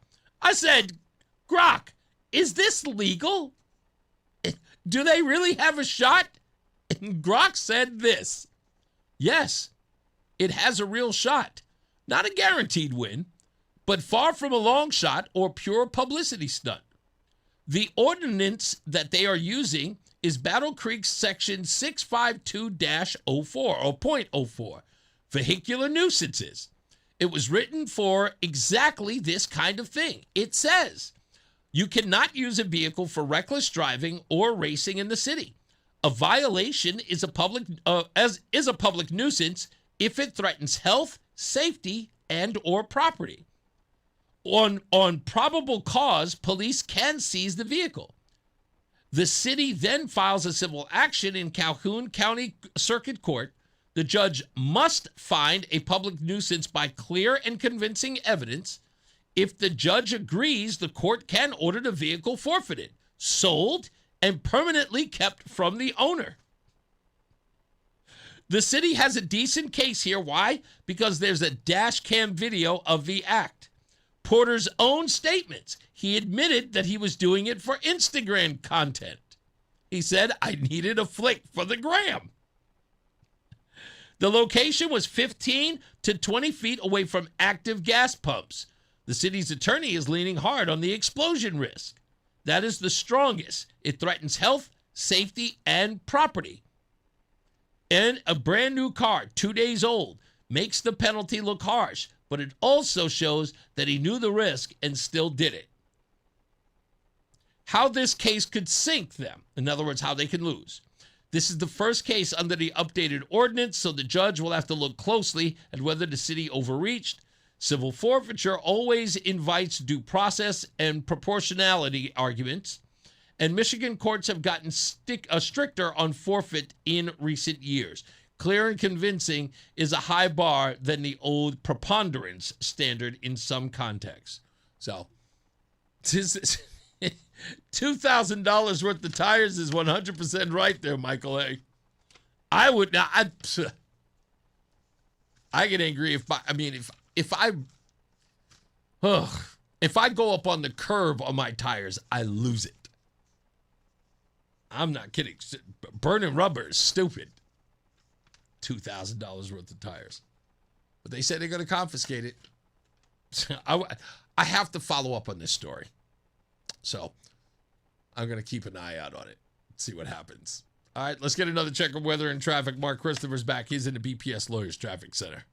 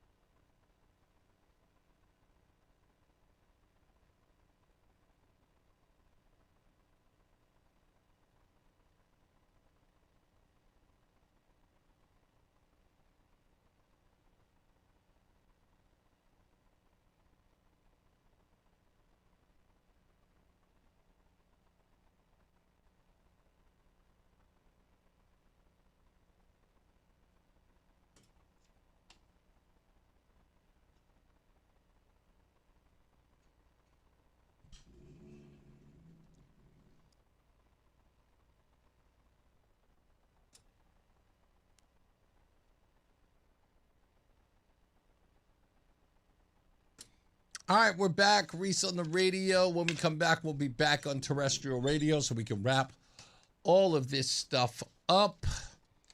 You know, I have to tell my wife to stop beefing with grown men. You know, it must be difficult being fragile. And it must be even more so for men who are fragile. I see stories in the news, and it is daunting to me sometimes. I got to do a story tomorrow that I feel like in one breath I have to make fun of it, and the other one I have to be outraged by. And it's a story that's gone viral since yesterday about this teacher, black man, teacher of high school seniors. He found out couldn't read or write, and he is very emotional about it. And I watched the video maybe 3 or 4 times yesterday. And as much as I wanted to feel bad for the story he was telling, I couldn't get over his emotion behind it. Which I want to talk about that a little bit before I get out of here today.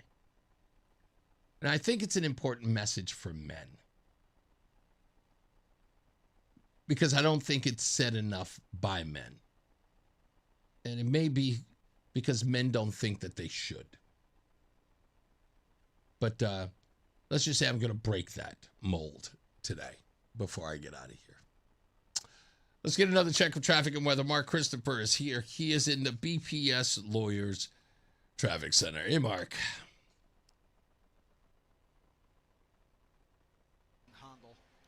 So, last question for.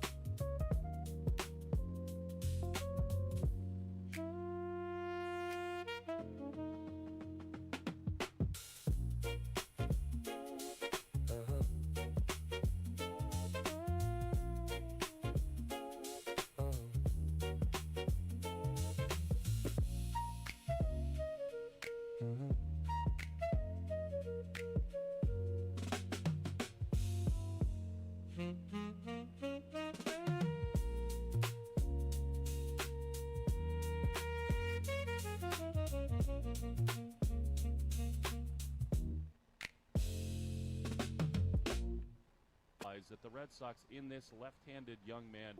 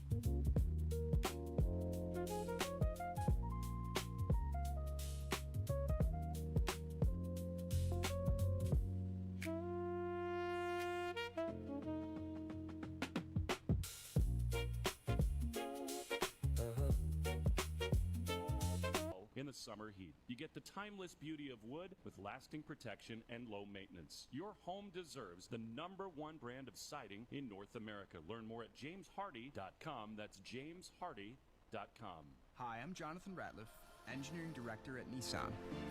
We know some things are important to hear from an expert, not a voice actor. For instance, the Nissan Frontier is not only powerful and fun to drive, but it's durable too. We added the V6 engines, so when you need that power in the off-road, it's there. I know, we've tested it a lot. Now get out there and find your Frontier. Nissan, Consumer Guide's most awarded brand 5 years in a row. Well-qualified buyers get 0% APR on the 2026 Nissan Rogue, Murano, Pathfinder, or Frontier, excluding S-Trim. Consumer Guide is a registered trademark, a publication international limited, www.consumerguide.com. Example, 0 down payment, 60 months financing at $1,667 per month per thousand finance. Frontier S-Trim 1.9% APR for 60 months at $1,748 per month per thousand financed. Actual down payment may vary, subject to NMAC credit approval. Not all buyers qualify. Dealer contribution may affect actual price set by dealer. Contact dealer for details. Ends 9/30/26. Boston sports fans, it's Will Fleming. Summer baseball is in full swing. If you're gathering friends for cookouts or watching the game outside, TimberTech Decking is built for the season. Innovative engineering delivers the beauty of wood without sanding, staining, or splinters. Order free samples. You've been listening to Red Sox Baseball on WTIC News Talk 1080. We now join our regularly scheduled program.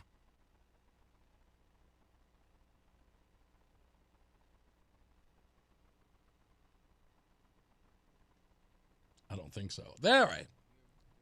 Now I'm good. We're back. Hey, I hope you enjoyed the Red Sox game. Congratulations to them. I just saw the score. What the heck was that? 7-0? 7-1? 7-0 against the Blue Jays. They're going to have to step it up a notch, the Red Sox. They're going to have 10 games out of first. But then again, Tampa Bay Rays just won 9 in a row. So I have to work on it. All right, we're about to get up out of here, and I've been thinking about this as of late. So if you're just joining us, you may have seen a video that has gone viral. I know the New York Post picked up on it, as did other places. Libs of TikTok picked up on it. And the story is about this African-American teacher who teaches young black seniors, 17 and 18-year-olds. And in his video that he put on social media, he's talking about how he had pretty much given these students, these seniors, the answer to the questions. And they needed to be able to sort of fill in the blank and reason, whatever the case may have been. And in the video, he is red-eyed and crying about how the kids couldn't write 4 words. He talks about how they can reason with their homeboy, but could not read or write. Now, I immediately wanted to say, well, dude, ain't that your fault? But I think he may not have been their teacher before they reached his class. So I backed off from that. That's the education system. I'm just leaving it at that. I'm just leaving it at that. And we'll play the video tomorrow. We'll, let everybody hear it if you haven't heard it already. Because we got to go deep dive into the education. And these young black kids, they have no idea how badly they're set up for failure. And they never will. And that's okay. I'm dead serious. It's okay. Help is on the way. Anyway. But I couldn't help but look at this man, this grown man, this teacher, on camera, crying. In one breath, you want to be compassionate. Wow, look how moved he was. Look how sad he was that these children are failing. How their future is in doubt because they cannot learn. Sure, that's easy. Every person who posted the video editorialized that for you. I couldn't get over the fact that there was a grown man on video filming himself in tears. When was that a thing? Or as we used to say back in the 90s, what part of the game is that? Men openly weeping on camera on purpose to express a point? We've gotten too comfortable, men. We've gotten way too comfortable with this shedding tears out in public. Now, I know somebody's going to say something ridiculous like, well, see, that's the problem. Men should be able to cry alone. Alone. Quietly. Hiding. Now, it sounds like I'm being mean. I'm not. I am not. The same way you never let anybody see you sweat, you never let anybody see you cry. And they can tell you all day, that's that toxic masculinity. Yeah, all over it. You had me at hello. You had me at hello. Absolutely. Toxic. Absolutely, I'm there. See, here's the point. Here's his problem. Crying on video solved nothing. The compassion was then relayed to him. He's attention-seeking. Look at that poor teacher trying to teach those obvious ne'er-do-wells to read and write. And he can't because they're savages. Oh, look at the horrible thing he has to endure. I don't care. The kids can't read and write. I wonder what would remedy that. Just off the top of the head. Perhaps teaching them to read and write? Probably would be the way to go.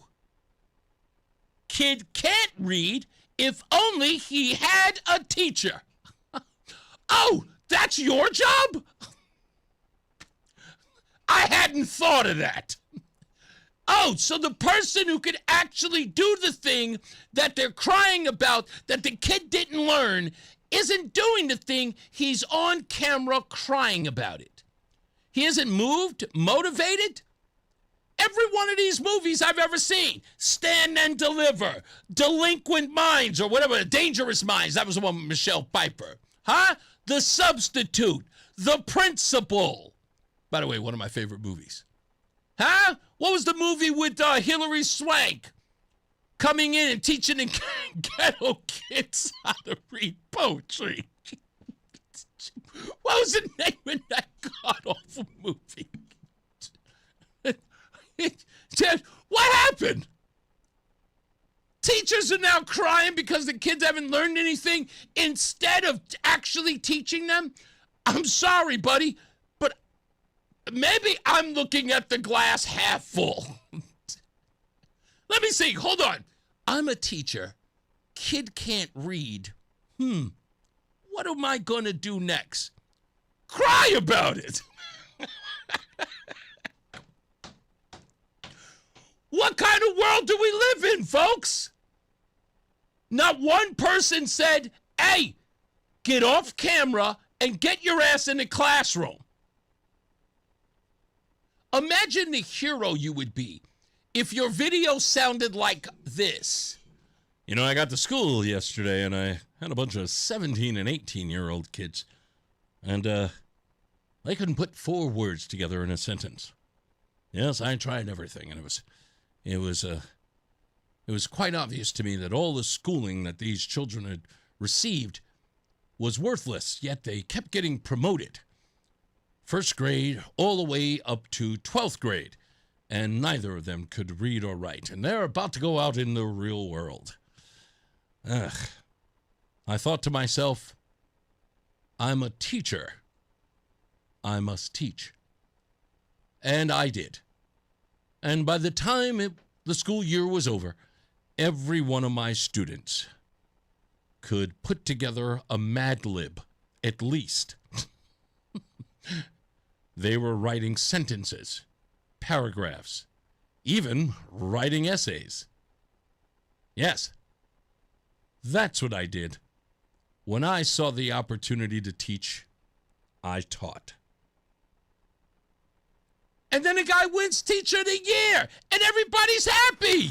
Yay! Yes. Determined teacher teaches savages to read. He's on every paper. He's getting awards. He's on all the TV shows.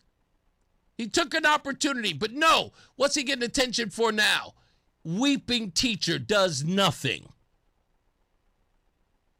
And for some odd reason, that gets the accolades. Why? Because we become a society of people who think crying is effective.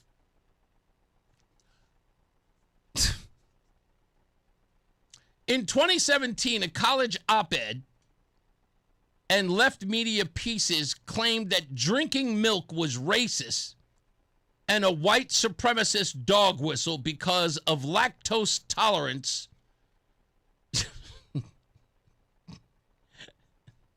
and federal dietary guidelines. The same framing is recycling a 2026 around whole milk policy.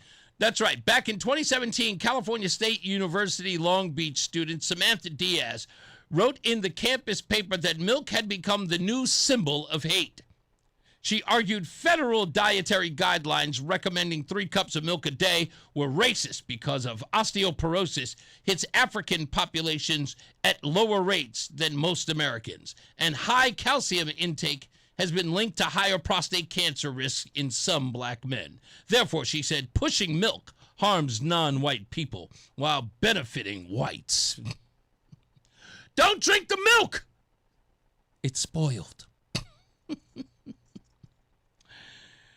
Now, see, this is a woman pushing this narrative, but if it had been a guy, I would have said, stop complaining. Do what we did in the hood. You know? You drink the powdered milk. There's no lactose in that. But that's what we've become, folks. A nation of criers and whiners, not doers. Men, you have to do. No more complaining. No more. It's over. It's corny. It's boring. Homeschool your kids, folks. Thanks, Deborah. Deborah's like, homeschool your kids. Men don't even cry when they get hit in the crotch. And yes, that's right. Men don't even cry then. They buckle, they hit the ground, and maybe whine or moan a little bit, but we don't cry. Imagine had we.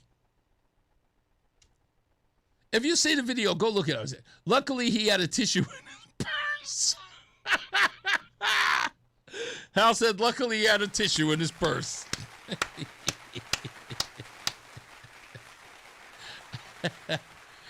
Oh, my goodness.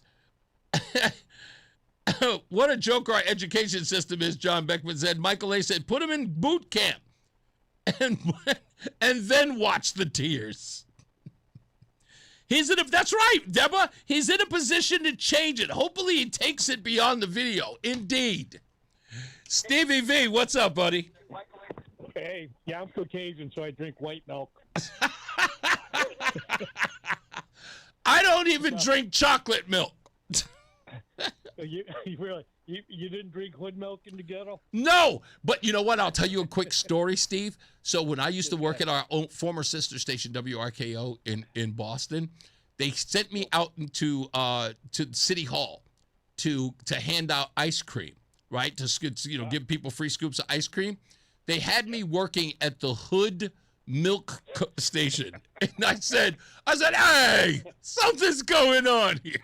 That's a little stereotyping. Yeah, I'm just like, how come what am I doing at the Hood place? Originally I called up about teaching. Now, a few teachers first of all, I never like to read. I read medical stuff. I read stuff that, of interest and stuff. But I never was like one to read for enjoyment. But, if they had done things, and I actually done book reports where I actually seen the movie, then I bought the book to do the report. Yeah. We cut the corners.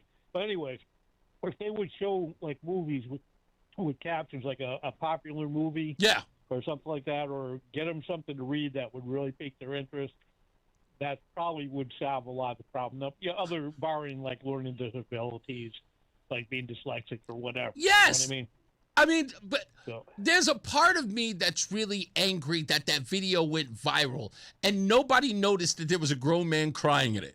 They all just kept feeling sorry for him. It's like, oh, that's so sad. The poor kids can't read. I'm like, there's a teacher there. Yeah, exactly. It's like there's a fire going on and everybody's running past the buckets of water. And the only thing they see is the fire.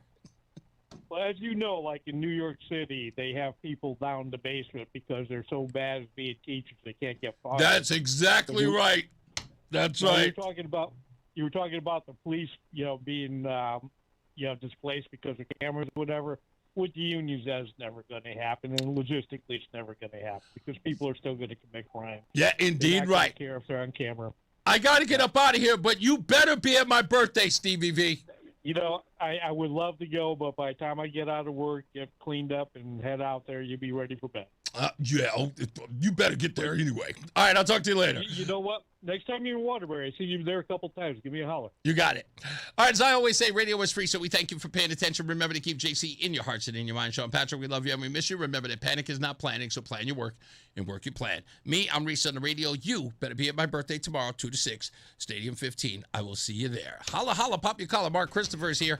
He's in the BPS Lawyers Traffic Center. Good night, sir. Hey, good night, Reese. Thank you. If you're westbound 84 coming into Hartford, you got delays approaching the Bulkley Bridge out to 45 Flatbush Avenue, 84 eastbound slowing 46 Avenue into the tunnel.